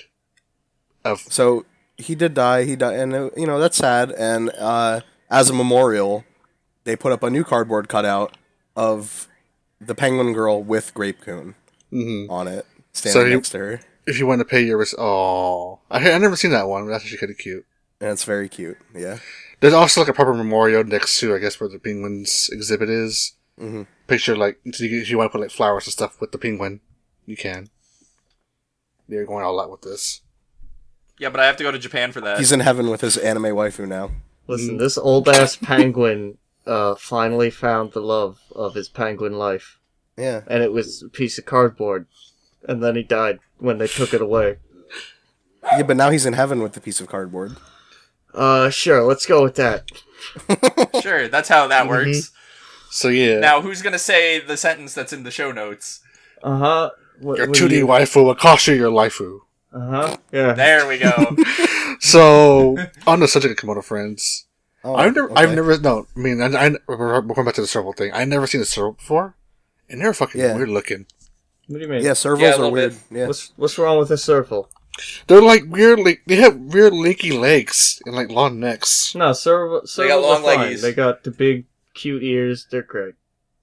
Servals are weird because they look like a cross between a house cat and like a cheetah. Yeah, that's the best way to describe it. Like they have the head of a house cat and the body of a cheetah. Because they're not as like built as big cats. Haven't you ever seen how many different types of house cats there are? There's a lot that look kind of like that. Yeah, I mean, there are max cats that are like that. NX. But yeah, Yeah, that's weird. rest in peace, Grapecoon. Never forget. They do have the M on their foreheads, kinda. Yeah, they are Majin. Never forget the cruelties that man has bestowed upon penguin kind. Majin Serval-chan. Oh god. Yeah, I saw March of the Penguins. I saw that movie. It was fucked up. Yeah. I'm gonna start with you. What you been gaming, Game Bun? That's why I'm starting with you. I haven't done nothing this week. I wanted to play games, but I mean, we did play one game and that was it. You and I played Marvel. And that was Yep, about I it. played some Marvel with you, but that was, I'm pretty sure, the only gaming you did this week. Really? Exactly. Yep. Because you just started Marvel. I haven't messed with the Stage Classic. I haven't done anything on PC. I haven't recorded anything. Nice. My LP is like 2 weeks behind. I gotta fix Don't that. tell me that. Hey, when's Kingdom Hearts? Should be tomorrow. When's Cuphead? Well, I'm not commentating tomorrow. No, When's I have Bubsy? a couple weeks. All right. So who's gonna let's play Bubsy with me? You are. What did you play this week? Well, who me? Actually, Yeah. me? What did I actually Yeah. play? All right. Really only 2 video games at Okay. all. The first one is, I don't know if I talked about it that much, but a standalone mod for Stalker, Call of Chernobyl, which is better than the other one that I played, that it runs on the bad engine. Call of Chernobyl works on the Call of Pripyat engine, so it's playable still, at least. Yeah, I heard you guys. I heard That's you were good. talking about playing that last week.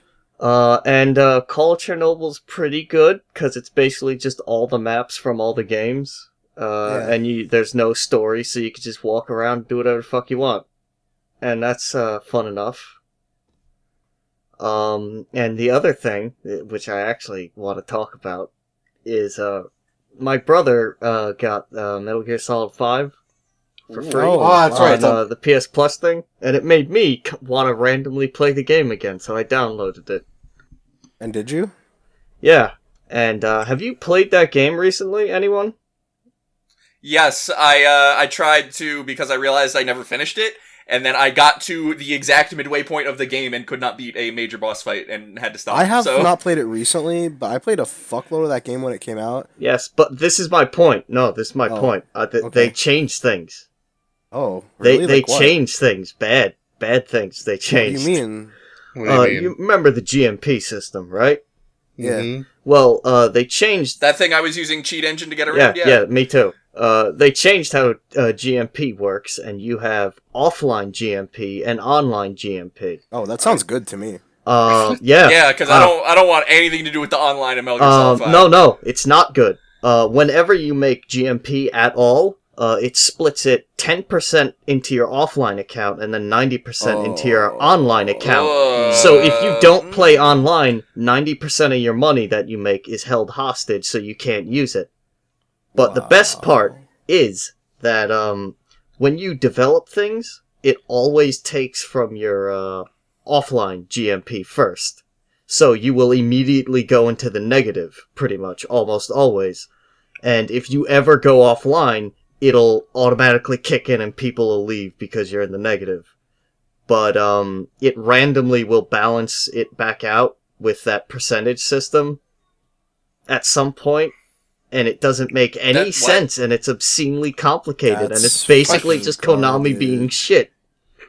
That's a shame. Also, I cannot stress enough that I'm pretty sure you could buy GMP from them. I There don't was like thi- some. No, there's definitely microtransactions in that game. In case you're wondering, because there are. Yeah. And I think it was GMP stuff. So Oh no, there that is scummy. microtransactions. There's you can buy mother-based tokens, which you use pretty much Right. just to buy platforms for your Right. FOB, which does actually affect single player. That's why it's kind of dumb. And Yeah, then I the didn't second remember that. thing you can buy is insurance for. Oh, that's what it things. was, right? Yeah. You Yeah. buy insurance for the video game because, of course. Well, I mean, you could. This still sounds like something you could cheat engine through, but boy, that's fucking awful. I can't believe they did that. Do they like assign you an underwriter and an actuary to like get you a good policy? I have looked at Cheat Engine, and it seems like most people stopped giving a fuck about Cheat Engine for that game about a year and a half ago. So That doesn't matter. I unfortunately, could since the figure it out last on my own. patch came out, not that long ago. Yeah, it's not hard to create a cheat engine table. I'm lazy though, and I don't want to have to spend time figuring it out because Konami wanted to fuck me. Well, that's nice, but I could tell you how to figure it out on your own if you want. Also, I still have enough like resources and shit that I cheated in that I could just do it myself. So I can still just sell that to make money.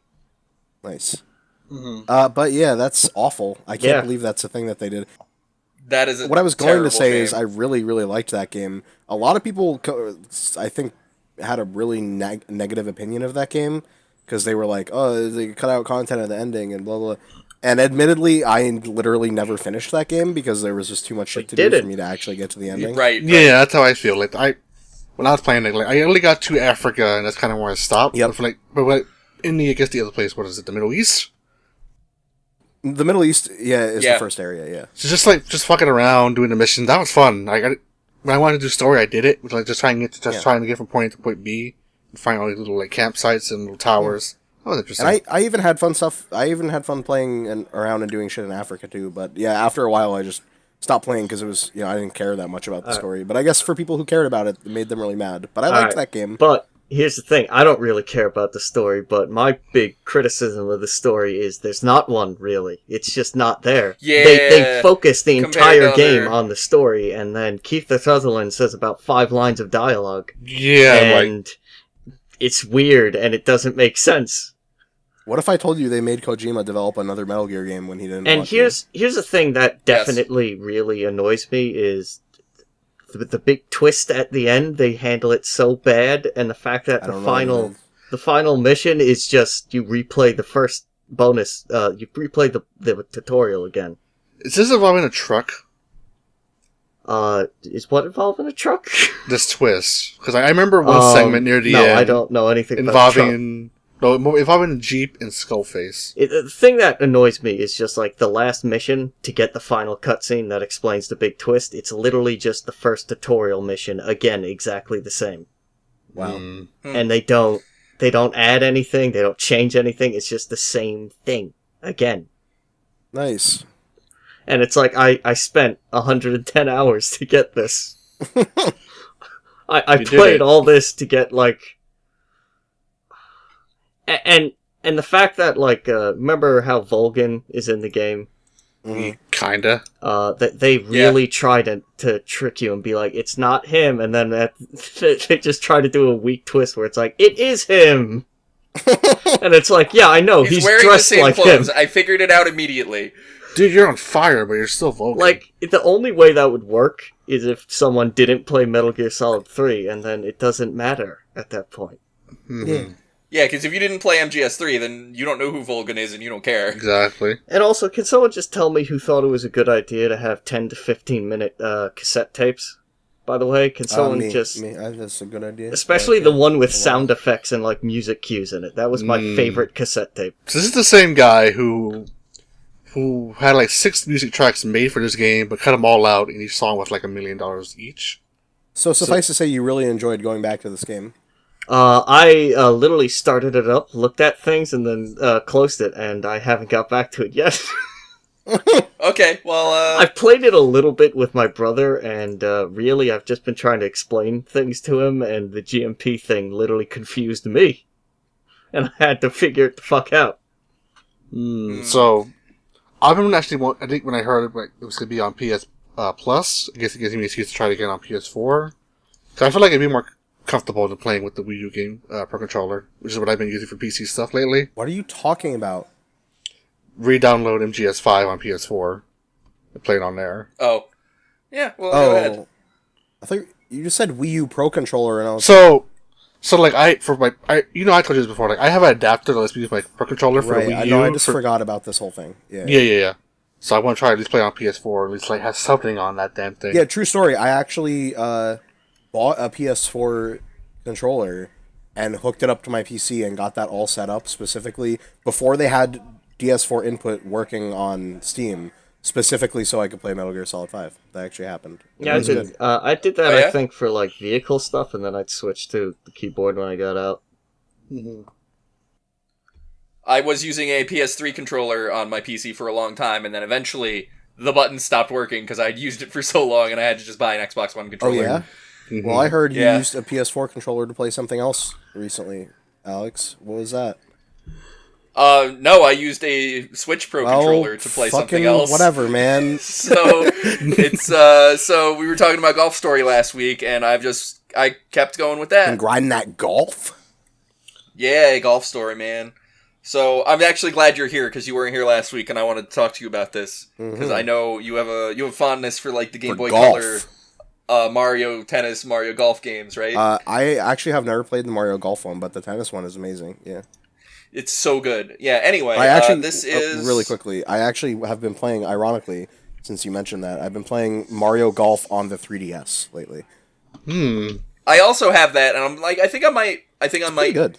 get it, like start playing it because now that I've had some more time with Golf Story, the golfing is like trying to deal with slopes in a 2D space is not good.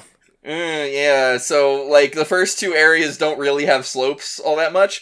Now that I am at the third and fourth areas, they totally do, and it is a little difficult to manage because the indicator that tells you the slope is just like slight slope this way from the perspective of north and not the way that you're facing. So you have to take that into account, and that kind of sucks. It doesn't really help a whole lot. But I bet Mario Golf on the GBC had similar issues, although I have never played it.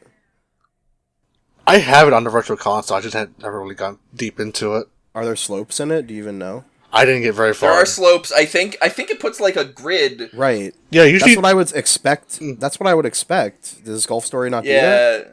No, it does not. you have to rely on the arrow. That's not. You have to good. rely on the arrow and the projection of your shot and all that stuff. I wonder if that's like some weird trademark thing where they aren't allowed to do that. But Well, so every game does the grid. I was gonna say, like, if they're allowed PGA to do that, why Tour, wouldn't you? Everybody's Golf, Mario Golf, they all do the same thing. So I don't know why that would be copyrighted. I guess I just wanted to be a little more convenient in case you because the whole point is that you can just tee anywhere. Well, aside from I mean, you could tee anywhere. That's fine. Also, I wonder how the grid will work on a 2D sprite thing. Well, you just do top down, and you have it have the little curve, the dots that move, yeah. like in 3D ones. So has this turned you off from it, and you're not enjoying it anymore? So the more I play it, the more I realize that the actual golfing part of this game is bad. It's a little frustrating, but I still really like the story. I like everything that's going on. So I started at the crappy rundown golf course where you start. And then when you move on to the caveman one, and now I'm at the one where it's you're on top of a mountain, and there are all these birds trying to steal everybody's golf ball because they think they're eggs. Shitty birds. And then as you go through trying to solve everybody's problem with the birds, you realize, okay, well, they keep stealing the balls. We need to buy some balls. There's this guy here selling golf balls that are colored. Oh, wait, where did you get these balls? He's like, I found them in a nest. So then I have, then there's a challenge where you have to hit the right color ball back to the right color bird and have it land in a circle, and that's actually pretty cool. Hitting eggs with a golf driver, I feel would probably break the egg, though. So they actually address this and say, no, don't worry, the cheeky beak eggs are actually very sturdy. You can't break them. Okay. So, yeah, so they get around that. And Sorry, the cheeky beak? Mm-hmm. That's what they call them. Sounds like a Mario yes, those enemy. are the birds. Yeah. Cheeky Beak Peak is the name of the That mountain. sounds like a Mario level. It does. Yeah. Yeah, so, and then I do that, right, and I get to the last one, which is the red one. So, what I did not know, and this is a major problem with this game, is that there were 2 red birds. I knew where one of them was, but apparently that was not the correct bird to hit the ball to.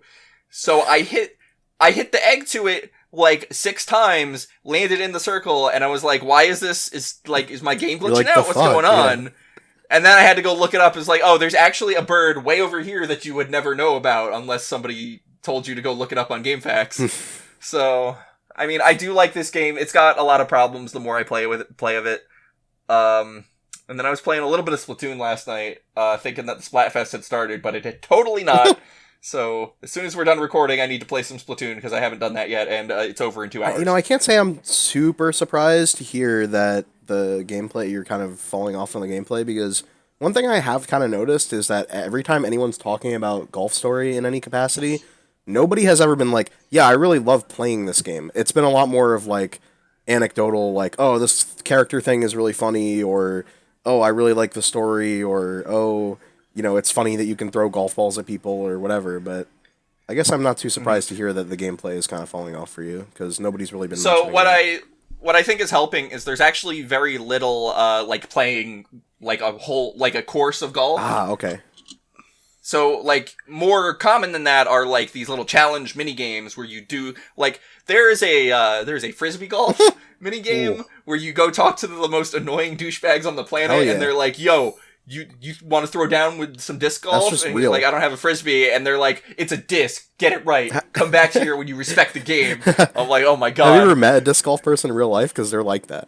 No, and then, so after that, so this is in the first part of the game. After that is you talk to somebody, because you're going around trying to do side quests, and they're like, I cannot stand the disc golfers, I need you to get rid of them, go beat them in disc golf.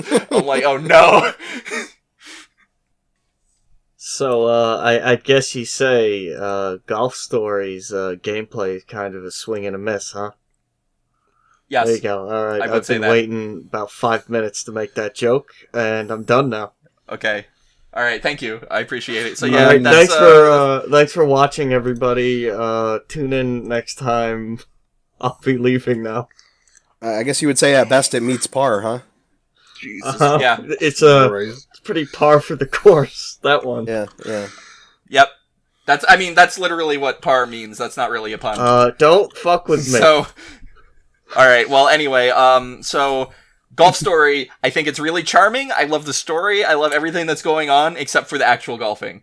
So, but now it's given me the itch to play, a real golf game, so I might go get, Everybody's Golf on the PS4, or I might, fire up the 3DS Mario Golf. I just want to say, having gone back to the 3DS Mario Golf recently, it's good, the golf is good, but the struggle is that the first few courses, to me, I don't think are very interesting, and getting through them takes a lot of time and a lot of, you have to play the whole course, and it takes forever. Almost all the holes are, 3-shot or more holes, and it's not very fast-moving. That's also another saving grace of Golf Story, is that it never makes you play 18 holes, it's always 9 holes. Yeah, that's I like that. Yeah, I wish that Mario Golf did that more. I feel like they realized their golf mechanics not that great, so instead of, making the player having to endure all that, it's just just do a call, just 9 max. Mm-hmm. So also, I miss Pangea. I want to play Pangea, but they shut off the servers. Fuck up! It's fucked up. What the fuck? Play what's another game of that era? What's the one with the tanks where it's like Worms but with tanks and Worms. Gunbound. Thanks. Worms Golf. Gunbound. He knew what I was talking about. The literal Worms games that has tanks. It's called Gunbound. It's literally called Gunbound. I have not been playing Gunbound this week. I played Gunbound a lot in my first period web development class my senior year of high school until the last week of school where they started realizing that we could get around the filters by not configuring the proxy. I did not have a web dev class, but I did play a lot of Gunbound in high school. I played some more Metroid this week. GameBun and Alex heard me playing that because I was yelling into Discord while I was playing. Yeah, you were. Area 3 is a pain in the ass and I don't like it, but I beat it. Yeah, Area 3 is kind of a slog between everything else. There's only so many things there, if I remember. Isn't that mostly just desert, dirt? It's like temples, kind of. It has a lot of stuff in that area. Yeah, because most of the area is kind of just blocked off so you come back later with the other upgrades. Yeah, all in all, but I'm still enjoying that game for sure, touching it here and there. Another game for 3DS I was playing recently, that I got, is Coldcept. You probably have not. It's Now, spelled I've heard you mention it. Culdcept. I would not be surprised if no one had heard of this game because it is really fucking niche. now I'm gonna be honest. I read that as a cuckcept for some reason. Why? So there you go. That's a lot of you. It's the sequel to Inception, actually. Ellen Page is there, and Leo DiCaprio. They're That's how he Yeah. gets his children. That's the noise that it makes whenever someone gets cocked in the movie. Yeah. So picture Monopoly, right? Okay, so bad. Well, picture Monopoly, right? And then everyone, instead of like a iron or like a shoe or whatever, everyone is an anime character. And then you're playing Monopoly, and you have you have money, and typically the goal, how do you win actual Monopoly? You have to bankrupt everyone You else. have to bankrupt everybody else, yes. Right? That's what I thought. That's why games of Monopoly take 6 hours. Right. So far that is not a win condition in this game. So far, the win condition in this game has always been collect X amount of money, basically. So once you get enough money, you win. You get enough money, then you pass go, you win. Well, you see, that's And- a smarter win condition because that's feasible. Okay, let me tell you about how long it takes to do that in a hot second. Oh, okay. So that's typically how you win, but the way that you play is that instead of like going over a property and then buying the property and collecting the property card, right? And then building houses on that property. Here's how it works. You have a hand of cards, and you have a deck, and your own deck, each player. And your deck consists of like basically 3 different kinds of cards. Monster cards, item cards, and spell cards. So spell cards just do a thing, right? You cast a spell, a thing happens. There's spell cards that are like, for example, the next time that you roll a 1 for movement on the board, right? And you can cast that spell on your player or on the enemy. So, little strategy, stuff like that. There's also there's monster cards which basically replace building houses and buying property. So instead of when you land on a square, right? There's basically 4 different colors of squares. Sometimes there's some differences, but as a basic concept, there's 4 different colors of squares. There's red, blue, green, and yellow. And monsters can belong to one of 5 attributes: red, blue, green, yellow, or gray, which is basically I don't have an attribute. And you can place any color monster on any square you want when you land on it if there isn't anything there already. But if they are the same color, they get basically a bonus, right? So you put your monster down the square. Then, if an opponent lands on that square, they have a choice. They can either not do anything, in which case they get taxed, just like if they were on a Monopoly square, right? You own the property, so they get taxed for landing on it. Or they can use a monster from their hand to fight your monster. So then you end up in a battle. If your monster wins, your monster on the square wins, their monster in their hand like explodes, die. Well, it can. If actually the way that it actually works is if your monster survives at all, that's on the square, regardless of whether it kills their monster or not, you win and they get taxed. You can also kill their monster, in which case it goes away from their hand. If their monster beats your monster, which is on the square, which they can only do by killing it, then your monster disappears from the square and dies. They don't get taxed, and they get your square, and their monster goes on the square. You can use items, which are the other kind of card, in combat to basically buff the stats of your monsters. There's basically attack and health. Those are the 2 stats of your monsters. So, this game has been around for quite a while, the series. The one that I first played and really enjoyed was on the PlayStation 2, I think. And I don't remember the name of it, but it was Coldcept something on the PS2. There basically hasn't been a new Coldcept game in like a decade, like an actually new one that isn't just a remake of an old one, and this is a new one. So I was like, oh, let me try playing this. In the first tutorial battle, they do some tutorial stuff like teaching you how to play, right? The first actual tutorial battle took me probably 25 minutes. Because the lady who I was playing against would never land on my squares, ever. So basically, I just kept going around in circles until I got enough money to win, and then went to go. So that's pretty much the exact reason that Monopoly takes 6 hours. And the thing is, like, the way that you can obtain more money faster is by collecting, obviously, a bunch of squares, and then by upgrading the squares like you would put houses on the Monopoly, right? Which increases their tax value, but also increases every time you pass go or whatever. Or, like, maybe it's just every turn. I forget exactly how it works. I think it might just be every turn.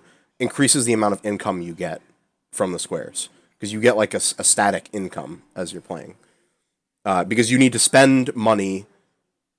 It only matters to the game for the win condition how much total money you have, but you also have the money you can actually spend, right?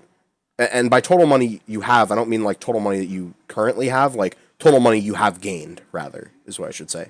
So you have money you can spend, and you have to spend that to do everything. To place monsters, to upgrade squares, to use items, to cast spells. So you have like your liquid currency, and then you have like the currency that you have acquired over time, and once the currency you've acquired over time hits X amount, then you win. So yeah, it took me 25 minutes just to do the tutorial battle. I did a couple more after that, and it's fun, but boy, it is so slow. It's as slow, if not slower, than Monopoly, and the PS2 game, in my experience, was not that slow. So I'm not sure I'm going to stick with that one. Yeah, so what you're describing is exactly why I can't play Civilization anymore, is like I don't have the time to commit to a Civ game. Yeah, right. What do you mean? Don't you want to play like a 12-person Civ game, man? But you can even like I've been invited to 12-person Civ games, and I have to say, dude, you know I go to school and work full time, right? And that I have like 2 hours a day to play video games. Don't you want to play Civ. Civilization for literally about a week straight, man? But here's the thing, right? You can even make a short Civ game. Like, you can do like a 10-turn Civ game if you really want to. There is no equivalent. That's the thing is, like, I feel like fast mode in Civ isn't Civ. It doesn't feel right. It's more like a strategy game than normal Civ. At that point, I think you're right, but boy, I don't like it. Basically, I'm talking about the basic story shit to progress and unlock cards and like play the video game in this is like all like there hasn't been one mission that I've done so far that hasn't been minimum 20 minutes, and most of them are longer than that. So, yeah, we'll see if I stick with that. It's rough. Other than that, I just want to mention I was playing a game that came out recently called Battle Chasers Night War. This is a that sounds like the most 80s fucking name for a game. It's actually 90s because it's based on a comic from the 90s that was made by Joe Madureira, I think is how you say his name or whatever. Who's one of the X-Men dudes. The comic is not great. The game is quite fun. It's basically just a JRPG. But it's, modern. So it's still not plays good. well. All right. No, modern, plays well, looks good. Yeah, it's got all the... Well, if it's a JRPG, it can't be modern. Like, that's a contradiction. Well, eat shit, because it is. And, hey, I Am Setsuna came out, and Lost Sphere is coming, so you better get ready. Oh, shit. We're about 2 weeks away from like every video game coming out. Jesus Christ, so. yeah. But yeah, I think I'll stick with that one because Battle Chasers is a lot of fun. So that's what I've been playing. That's good.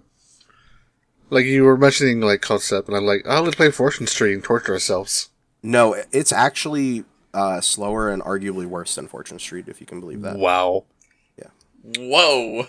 See, my only experience with Fortune Street is that one giant bomb stream they did. Which is was like 4 or 5 hours. Fortune Street though, like they did a really long I don't want to get into it. So concept not for everyone, and also I would not recommend this version. If you're gonna play one, I would recommend the PS2 one. I'm not sure. I don't remember exactly what the name of that one was, but there's one of them on PS2 that is faster and good. Well, that version might be actually on PS3. Might be maybe. Revolution, but I think that Revolution is the 360 one. So Concept on PS2 was just called Concept. There you go. Eat shit. So, I'd just like to suggest, if you're going to make a board game or a board game style game, don't base it vaguely even on Monopoly, because Monopoly is a very bad board game. Normally I agree with you, but regular Concept it works, but not, this game is too slow. All right, why don't we kick it in emails? All right, why don't we kick it in emails? All right, why don't we kick it in Kick it in emails? emails. What they Why don't said. we just kick it? Let's just kick it. Fuck emails. Let's just kick it, guys. Am I right? Speaking of kicking it, no, okay. So we had this prompt's been up for 2 weeks, so I actually got like a reasonable amount of emails for this Ooh, one. I'd like to hear that. Yeah. So This is gonna be a long episode. the topic was what's it is gonna be a really long episode. You're right. We got to make up for that really short one we did last We'll week. have to get through the last part quickly. Anyway. Well, stop interrupting me and we can. Anyway. So the topic was, what is your Splatfest idea? And I'm going to just jump right into, I'm going to open up Thunderbird, and we're going to click on Inbox.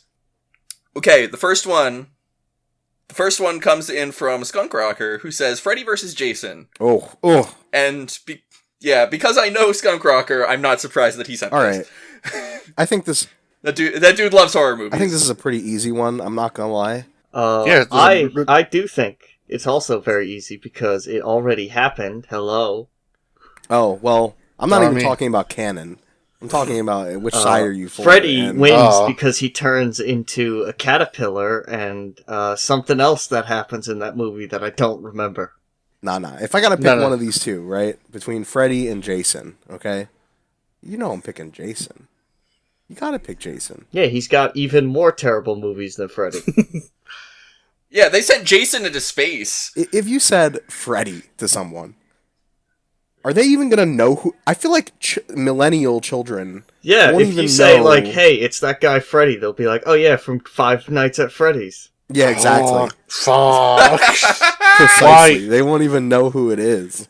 Whereas if you say Jason, people are like, oh yeah, the guy with the hockey mask and the machete. And you're Please, like, if anyone ever sees that happen, send it to me. Send whenever I want to see when that actually yeah, send that legitimately child. happens. yeah, to Maggie so that Yes. she can consume it. Christ. He just gave me a horrible thought, and I don't like it now. Listen, you sweet dumb child. Team Jason. Easy. All right. For me, at least. I have no opinion because I'm not really into horror It's movies. Yeah, not about same. that, man. It's I- about Jason's got a hockey mask. Hey, let me ask you a question. Does Freddy have a Teenage Mutant Ninja Turtles character based on him? No. I'm just gonna say that Freddy definitely loses because there's no Freddy X. Freddy goes to space. Yeah, exactly. So fuck Freddy at that point. Yeah. Five Nights at Fuck Freddy's. All right, if we have this level of conversation for all of these, we're never going to get through this podcast. Yeah, we need let's just to keep move going. on. Okay, so the next one comes in from our good buddy Vile Meme, Oh. and he sent in two. So, first one, bears versus otters, and I don't mean the animals, What is... like the gay. I guess I have to ask this, things. because I don't know. What is an otter in that context? Like Is that like a twink? very lean, like somebody who would you. So, you ever seen that swimming anime? Yeah. Free? Yeah. That. Well, I mean, I haven't Oh. watched it, but... Oh. So not really a twink, but like more muscular. Okay, I know exactly what you're talking about then. Basically, like... Yeah. Basically like a Bishonen. Like a handsome boy. Yeah. Yeah. Look, there's a whole It's Always Sunny in Philadelphia scene you can watch about this to get an idea if you're confused. In that case, I mean, you gotta So- go with otters, right? Like, they just... I mean, bears are cool. No, It's preference. I'm into It's bears. preference. I'm into bears. As the one gay man on this podcast, I'm into All right, bears. I have to go with otters, just because there's better anime about otters. Actually, there's some pretty good bear animes, too. There's an anime about bears. It's pretty good. Yeah, like Polar Bear Cafe. Yeah. Exactly. Anyway, let's stop talking about anime and talk about something worse. Oh. His second one is Garf Body Pam Head or Pam Body Garf Head. What? Pam who? Which Pam are we talking? What Pam? Pam? Garf Body Pam Head or Pam Body Garf Head? I'm like Archer? No, it's so. Look, I don't want to get too into the McElroy empire here, Oh. but yeah, Oh. Garfield the Deals Warlock. Oh. Well, Garf Head, I think, right? I think that's the obvious. So then you're stuck with Pam Body in that scenario. Like, I don't want Pam Head. I don't think anyone wants Pam Head. Definitely Pam Body. So I'm literally gay, so I'm gonna have to excuse myself from this one. Well, I mean, Garf Head is just good. Who doesn't like a good Garf Head? You know? I'm gonna link my Garf-Feld image to go along with this. I don't even want to know. All I right. don't know. Next. Let's move on. All right. Thank you, Let's move Violin. on. This next one comes in from Breadmaster, who says, if it's the best theme that's real that has already happened, it's SpongeBob versus Patrick. Well, that's not what I was asking, but thank Patrick, you. duh. If I can make one up, it would be being able to explore space versus being able to explore the bottom of the ocean without bulky equipment, so that you have the same freedom of movement as you do normally. When I was a kid, I was actually so scared of going in pools because I thought that there would be sharks in the bottom of the pool. And that is how much I hated going in the water. And I actually loved it once I was in there. But I literally was convinced that there would be sharks in the bottom of the pool. So fuck the ocean, dude. I'm going to space. Give me that alien booty. Yo, the ocean is terrifying. I have kind of when a you think similar about thing, it. but it's only for video games where I think if I swim out into the water too far, a sea monster will get me. I feel that way about the real ocean. No, honestly, like in the real ocean, if a sea monster wants to take me, fuck it. At that point, I'm good. Well, in a video game, they're just going to put up an invisible wall because they didn't want to bother coding a sea Yeah, monster. or so- it could be Jack and Dexter, and I'll just be swimming around and a fucking fish eats me. Nice. So the ocean is too scary. Space, easily.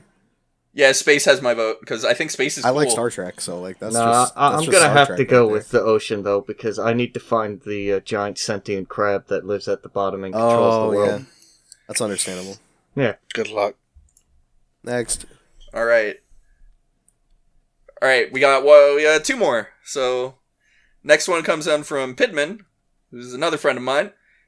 Says, Switch versus 3DS, or give up sleep versus give up eating?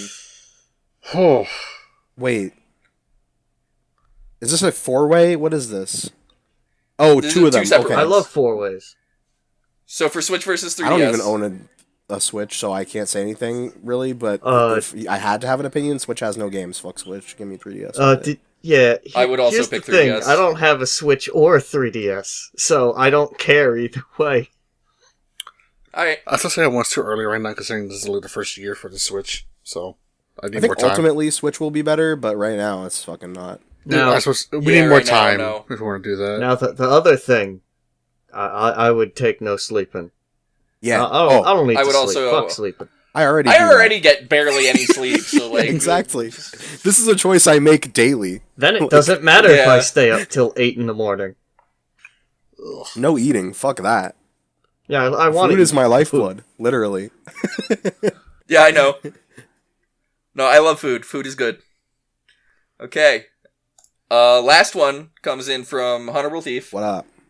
HT. You know, from that other podcast. You should go check out Toontown Public Works. Thanks for the shout out on Twitter. There's a couple in this one.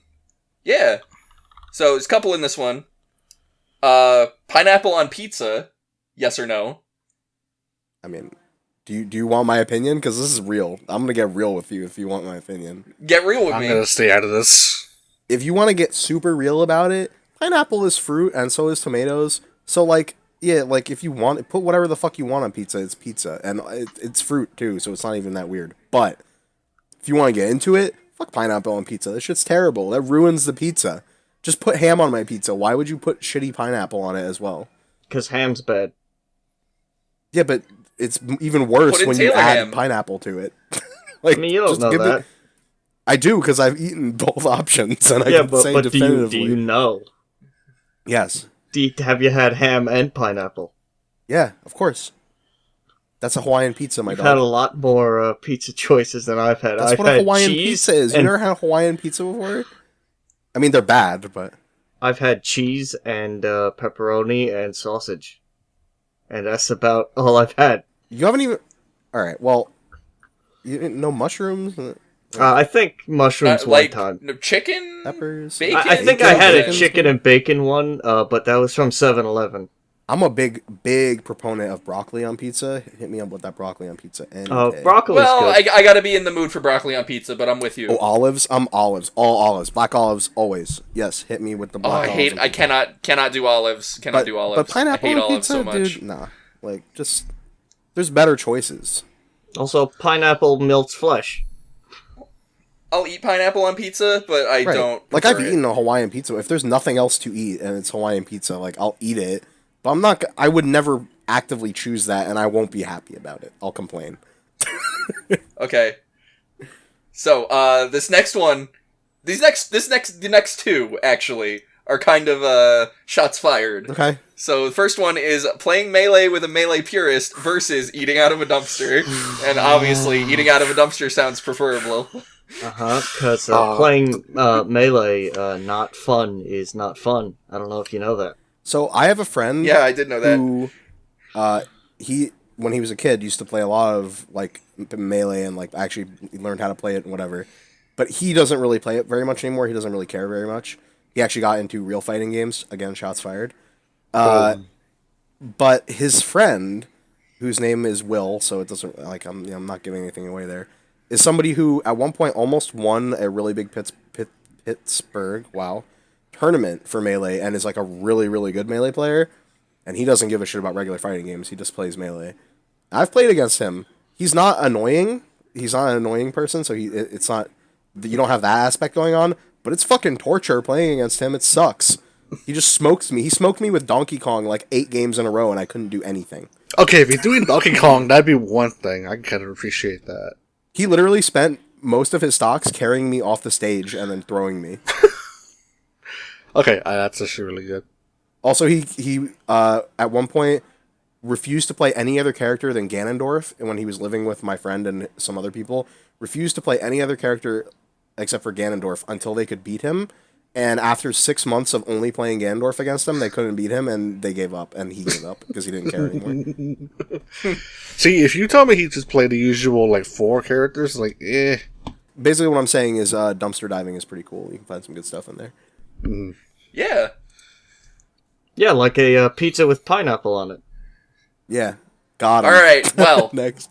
The next one is even more shots fired because it's Rick and Morty fans versus bronies. I almost had this exact... I want to point out that I almost had this exact thing written down, so I'm just going to mention mine, which was... So I had this in my mind too, and then I saw that screen cap of a Reddit post going around where a Rick and Morty fan asked if they were the new bronies, and I was like, oh shit, okay, I need to back the fuck up. Similarly, one of mine that I wrote down was Homestuck fan base versus Rick and Morty fan base. Hopefully they kill each other, which is how I also feel about this one.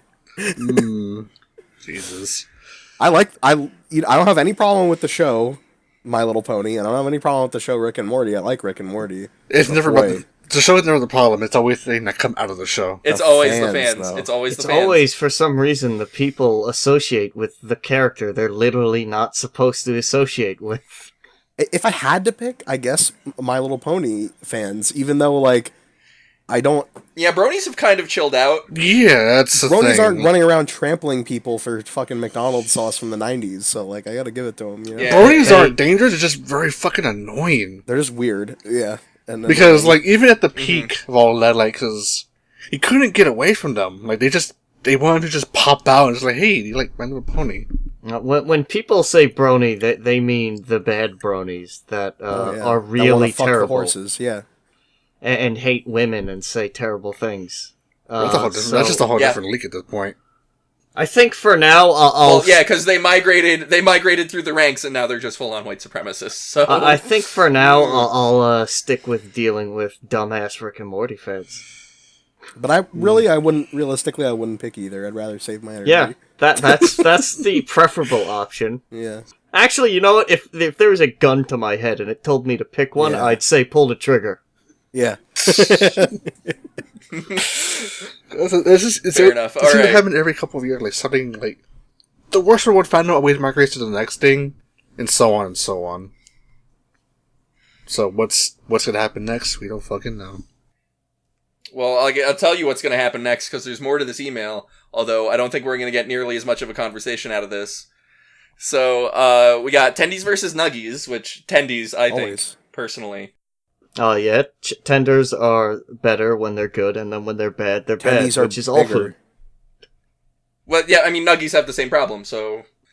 Given the choice between 2 equal quality chicken items, I would choose Tendies. Tendies often have actual pieces of chicken in them. Nuggies are always a mush of chicken, which I don't have a problem with, but why would I pick that over Tendies? I guess scenario? Right now, the last time I had actual chicken tenders, it was at a diner, and they were not great.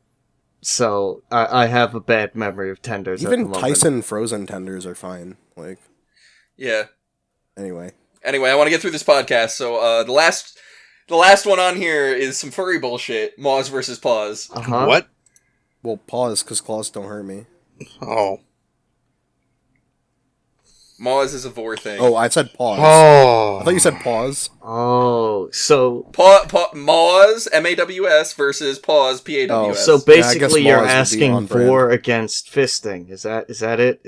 Am I? More like vor against foot fetishes. Oh, okay. I mean, Yeah. Maz is on brand for us. So. Neither of which I have an interest in, so I got nothing for this one. for furries, like paws are still like both feet and hands, right? Sure. Like I don't. Are they both feet? Are they both hands? I don't understand. All right, we gotta leave this now. Thank you. Thank you for all the emails. Thank you. Yes, so also there's a PS here, which is when Animal Crossing New Leaf added Splatoon merch, you could make your own custom Splatfest billboards. Wow, that's awesome. Oh, that's I did really not know cool. that. And he did a Nick Wilde versus Judy Hopps Splatfest. Fuck, that's actually kind of tough. Duh, Nick. Yeah, so that's it for emails. So we still gotta talk about ours. And my Splatfest, which came out of a conversation we had 2 days ago in the Discord, was which Wesley Snipes, Woody Harrelson buddy cop movie do you want to deal with?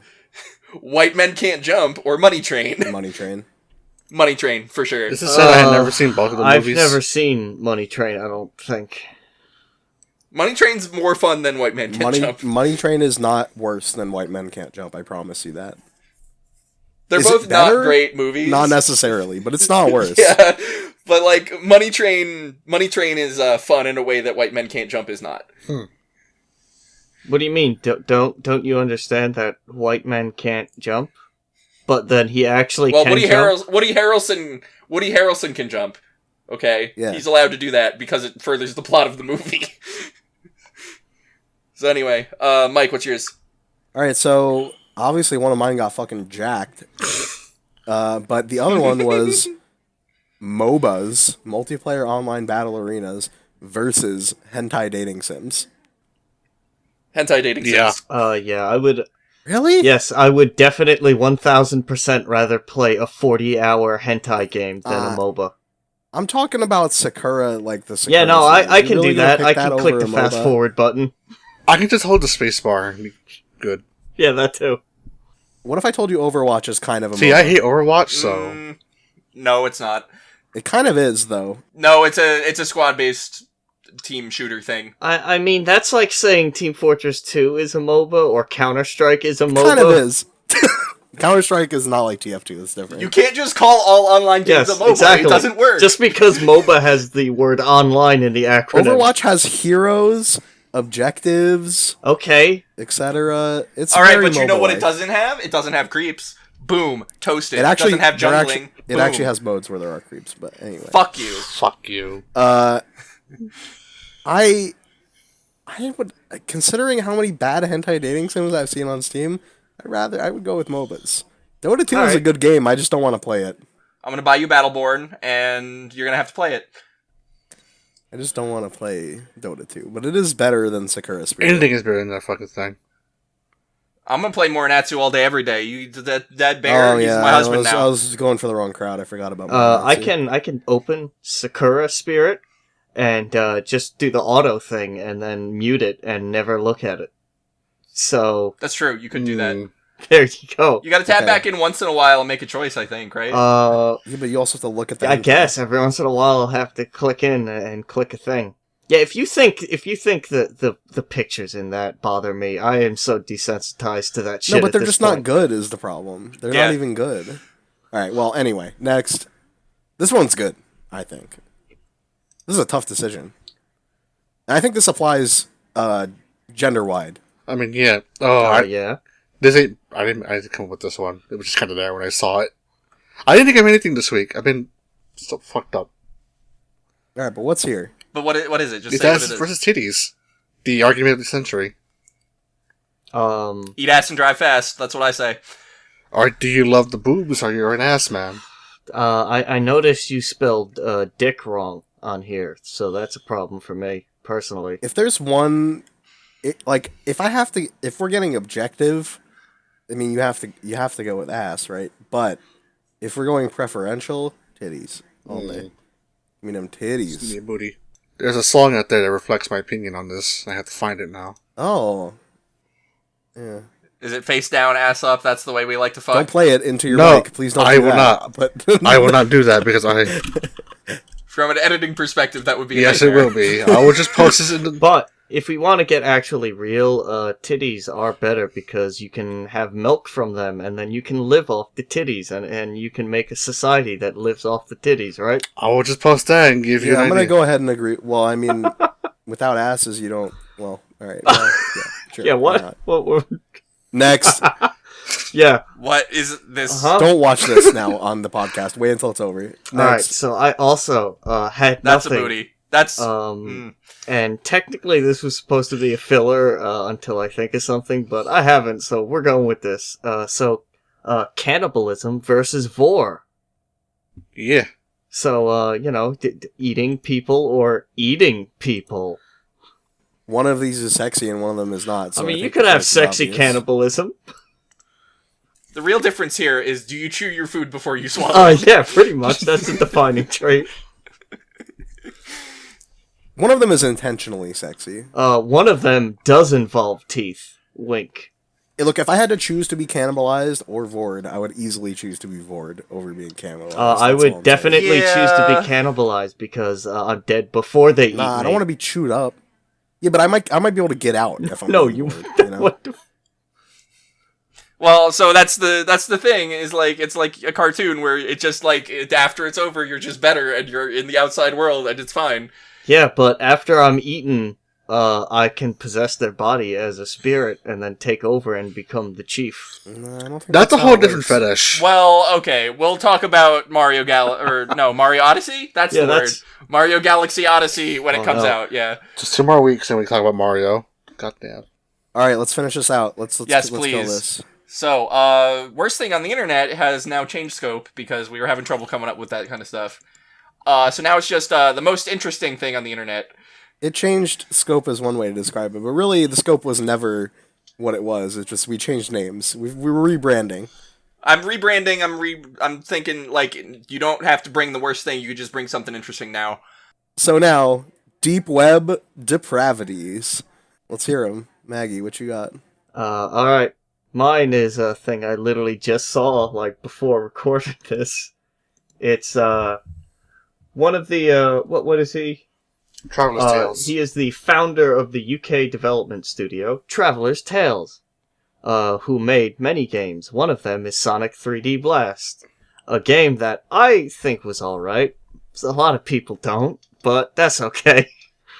And he is making a, kind of official, unofficial, weird, director's cut version of the game, where he's gonna fix a lot of the bugs and try and make it better. Yeah, one of the things that was mentioned that I thought was pretty cool is I guess he's actually looking into fixing some of the physics on the movement so that it feels Yeah. less slippery, which is Yeah. the biggest, literally the biggest Yeah. problem with playing that game, having actually played it before. Yep. So that's pretty cool. So he's also putting in stuff like a level editor. He's actually putting in Supersonic. Oh, save. He's making it so you can save your game. Yes, actually save. This time, you can actually save Oh the game. shit! So basically, this is pretty much an entire like just recode of the game. And he's he was doing a video series, I believe, or a few videos at least, where So because he's also he's the founder, he has a bunch of stuff from the company from back in the day. So he has like the prototype for Sonic R, a bunch of stuff like how they did this and how they did that for Sonic 3D Blast, like the intro, how they compressed it to be in a Genesis cart, along with how they did 3D for Toy Story for Genesis. yeah, because if you've ever seen the Genesis version, they do fit an intro thing in there. And yeah, you can even, this is something you can like throw on a ROM, but it's also something that you can actually go through a very complex process that I don't remember all the steps to, and you can actually get this on your cart of 3D Blast if you really want to. However, it is not for the superior PlayStation Saturn version, so eat shit. PlayStation. He is doing it mainly for people who own the PC version, because the PC version does actually have Steam Workshop support for some reason.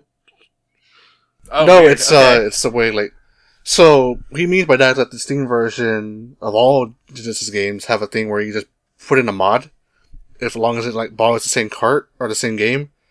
So when that came out, people were just doing like simple stuff like, oh, this just changes the character in the game, or this is a whole revamp, or the very first thing on there was like, for Streets of Rage, someone replaced all the sound effects with Woody Allen's grunt.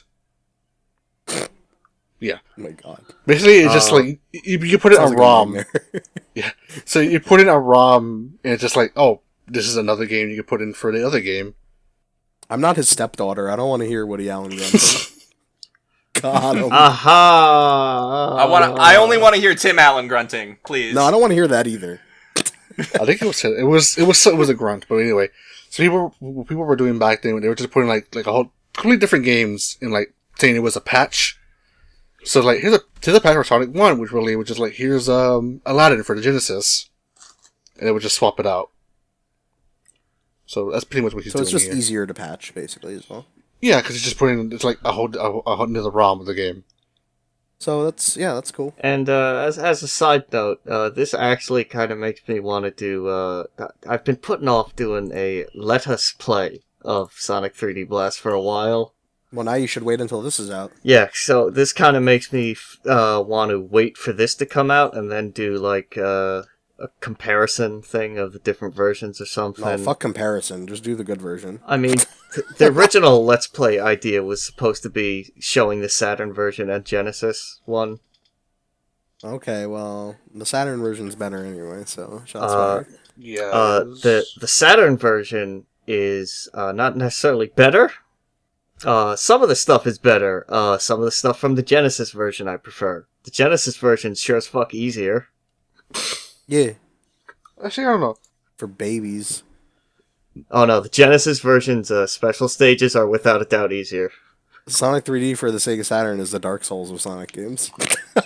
Well, it's not that fucking hard. Let's be honest. It's just janky and hard to play. Alright, we need to go. Next. Yeah, we need to... Next. We gotta spin dash out of this one. Stop talking so I can do my thing.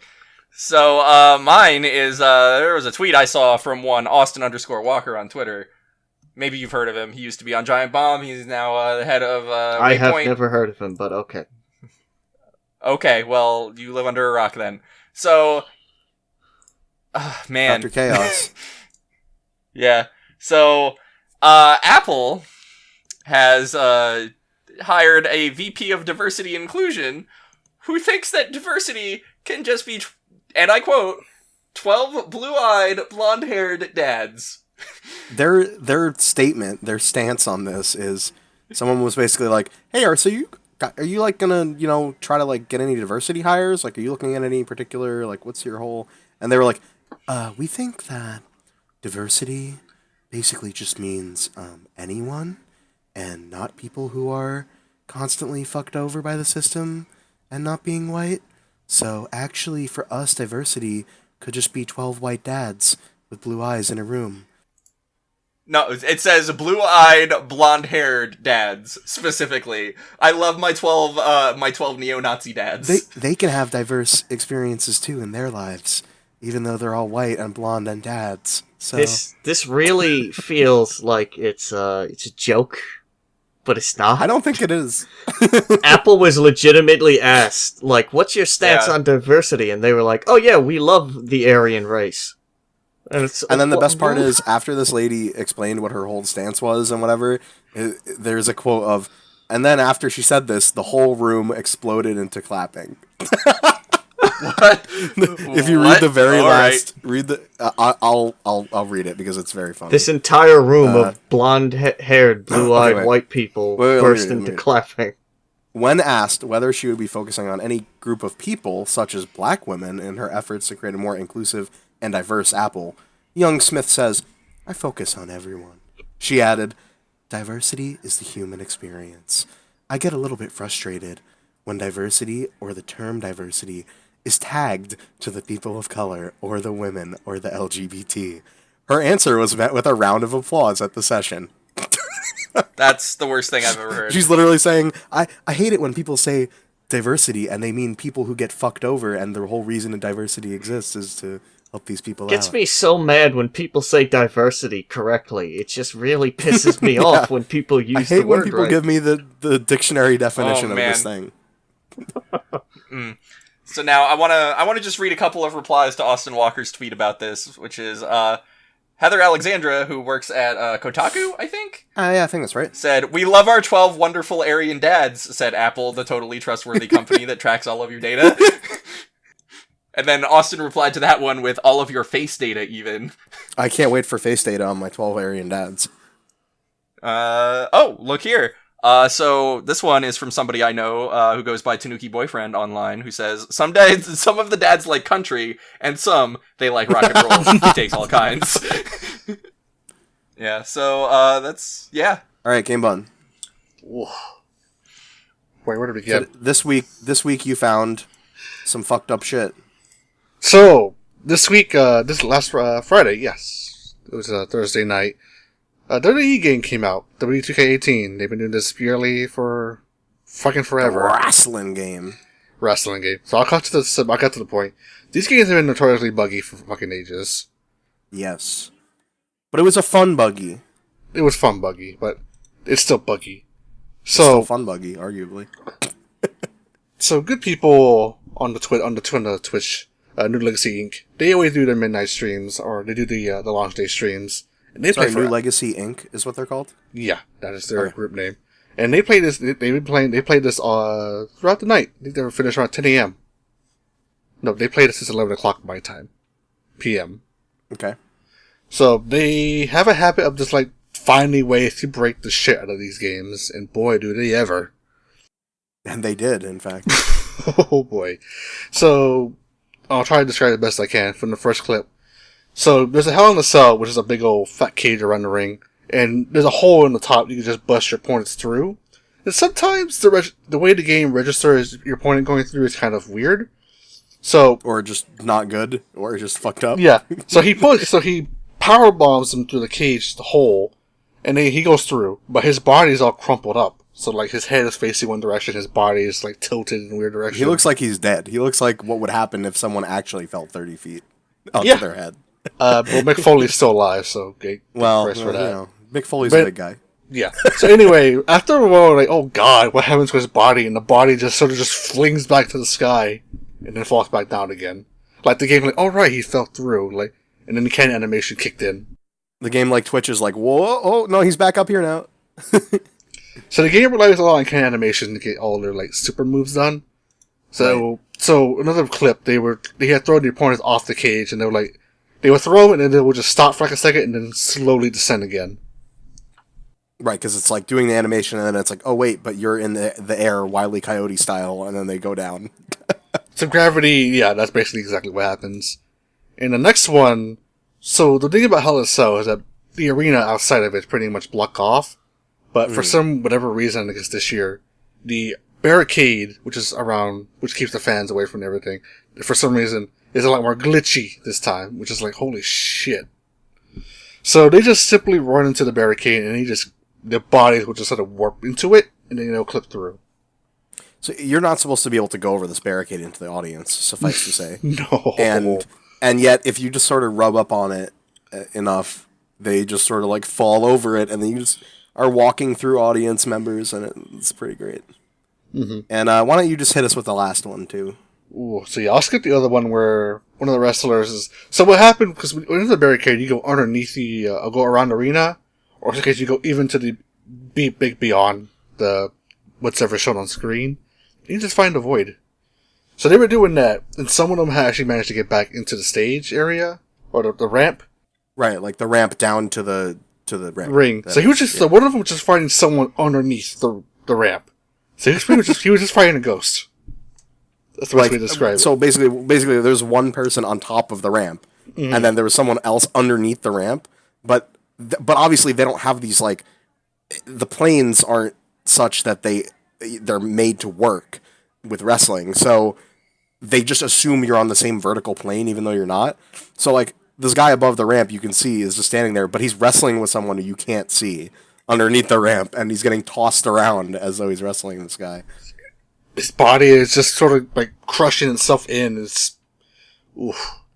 And then the last one is the big one where all of a sudden, out of nowhere, someone gets grabbed and their body just fucking flies to the left and the game just hard locks. Yeah, someone got grabbed by an invisible person, and when that happens, he does zoops away, like, I gotta go back to my home planet, and then the whole game crashed so hard that the game didn't even actually crash back to the PlayStation 4 menu, it just froze completely and wouldn't move. Mm-hmm. It's... like, these games, again, they're buggy, but holy shit, this is something else. Yeah. Because, like, a lot of these glitches have been in the game forever. Right. And their attempts to fix them have only just opened up more holes. If you want to watch all these clips, someone had put together a handy little clip on YouTube. We're gonna put them up. We're gonna put them up. Okay. We'll put the YouTube one up, because that one has everything. The compilation? Yeah, okay. Please, because I don't want to be writing a description with like 400 links for this one thing. Just put the YouTube one up. It's really good. And finally, I have a few here really quick. And the first one is described by me as a white guy somehow not getting shot by a cop. It was a video I found on Twitter recently that was sort of getting, tossed around Black Twitter a lot. And it is a dude who gets into a confrontation with a cop. He gets out of his car. The cop has him on the ground, pointing a taser at him. And he's basically like, cross your hands, cross your legs. He's yelling at him, whatever. And then, this guy must have been on something, right? Because there's no way you can be possessed to do this sober. It looks like he gets tased at one point, and since it didn't affect him, he was probably on PCP. Yeah, he was on something for sure. So this guy gets back up after, for some reason. The cop is just standing there right next to him, shouting at him. The guy gets up and he starts going after the cop. And the cop, understandably, for once in the situation, shoots the dude with a taser. And his reaction is to not fall down or, be fucked up by the taser. It is to hulk up like he is motherfucking the Hulk and get huge and then basically flex the taser off and chase after the cop and start punching him. This cop has a gun, by the way. I just want to throw that out there. He has a gun. And after getting punched repeatedly in the back of the head by this white dude, the white dude then tries to steal the cop's cop car. Somehow it then cuts ahead to after that having happened. The guy has gotten back in his car, so he still hasn't been shot at this point. Gets back in his car and starts driving away in his car. The cop is pointing the gun at him. Driving away in his car. Slams his car into the cop's car. And then as more police are approaching, gets out of his car and runs away. All without getting shot. And there's commentary by somebody filming it who is a black lady and also another black dude. And the end of the commentary is I'm going, if he was black, he would have been shot. Yeah, no, absolutely. And I couldn't agree more. Is this all in Florida, by any chance? Does it say where? Florida, man. It's highly possible. It doesn't say, though. Because, everything you're describing pretty much sounds like the stuff I hear on the radio, every morning. Oh, Describing, here's a Florida man who did this and that. And it turns out he was high on drugs. Wow, what a surprise. Yeah, bath salts may have been involved in this one, for sure. But yeah, that was a lot. Bath salts. I remember that. That's let's not get into bath salts. I want to get through these. Second one, just a short clip. It's from Next Generation, a Star Trek show. And it's a clip of Dr. Crusher and Wesley Crusher, her son, from the Next Generation.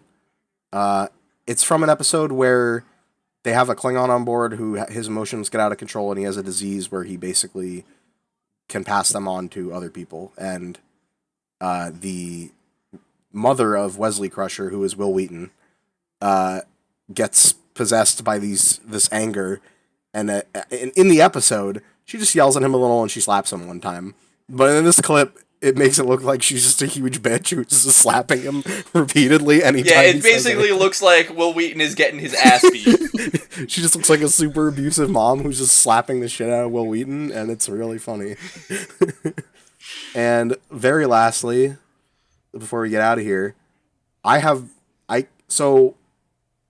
wrote in the description, this is presented without context, because the only context I had for this is that this is a promotion video for New Japan Pro Wrestling, which is the biggest Japanese wrestling federation. And it's basically a promotion video. As far as I can tell, it is some kind of horse racing game where all the horses are wrestlers. You have stuff like a wrestler who, I know their names, but it doesn't really matter, who's bouncing off of ring ropes repeatedly as he is running. You have one who is riding on a chair to run. You have one who is rolling around in a giant belt. And I think this might be a real game. I'm not sure. And then, oh, no, it is. I've seen it before. Oh, man. I'll go into detail in just a bit. Yeah, and then really quickly, just to summarize, and then the second half is what appears to be a dating sim with a very big, burly wrestler man. And, I thought that would be right up Miko's alley, so I figured. I don't know why you thought wrestling would be up my No, alley, a dating sim with a big, burly man. I mean, yeah. Alright, so the horse racing thing is Japan World Cup? Yeah, that's what it is. Fucking fill me in. It is a very weird game that I've seen a lot of weird horses in, and I don't really understand it.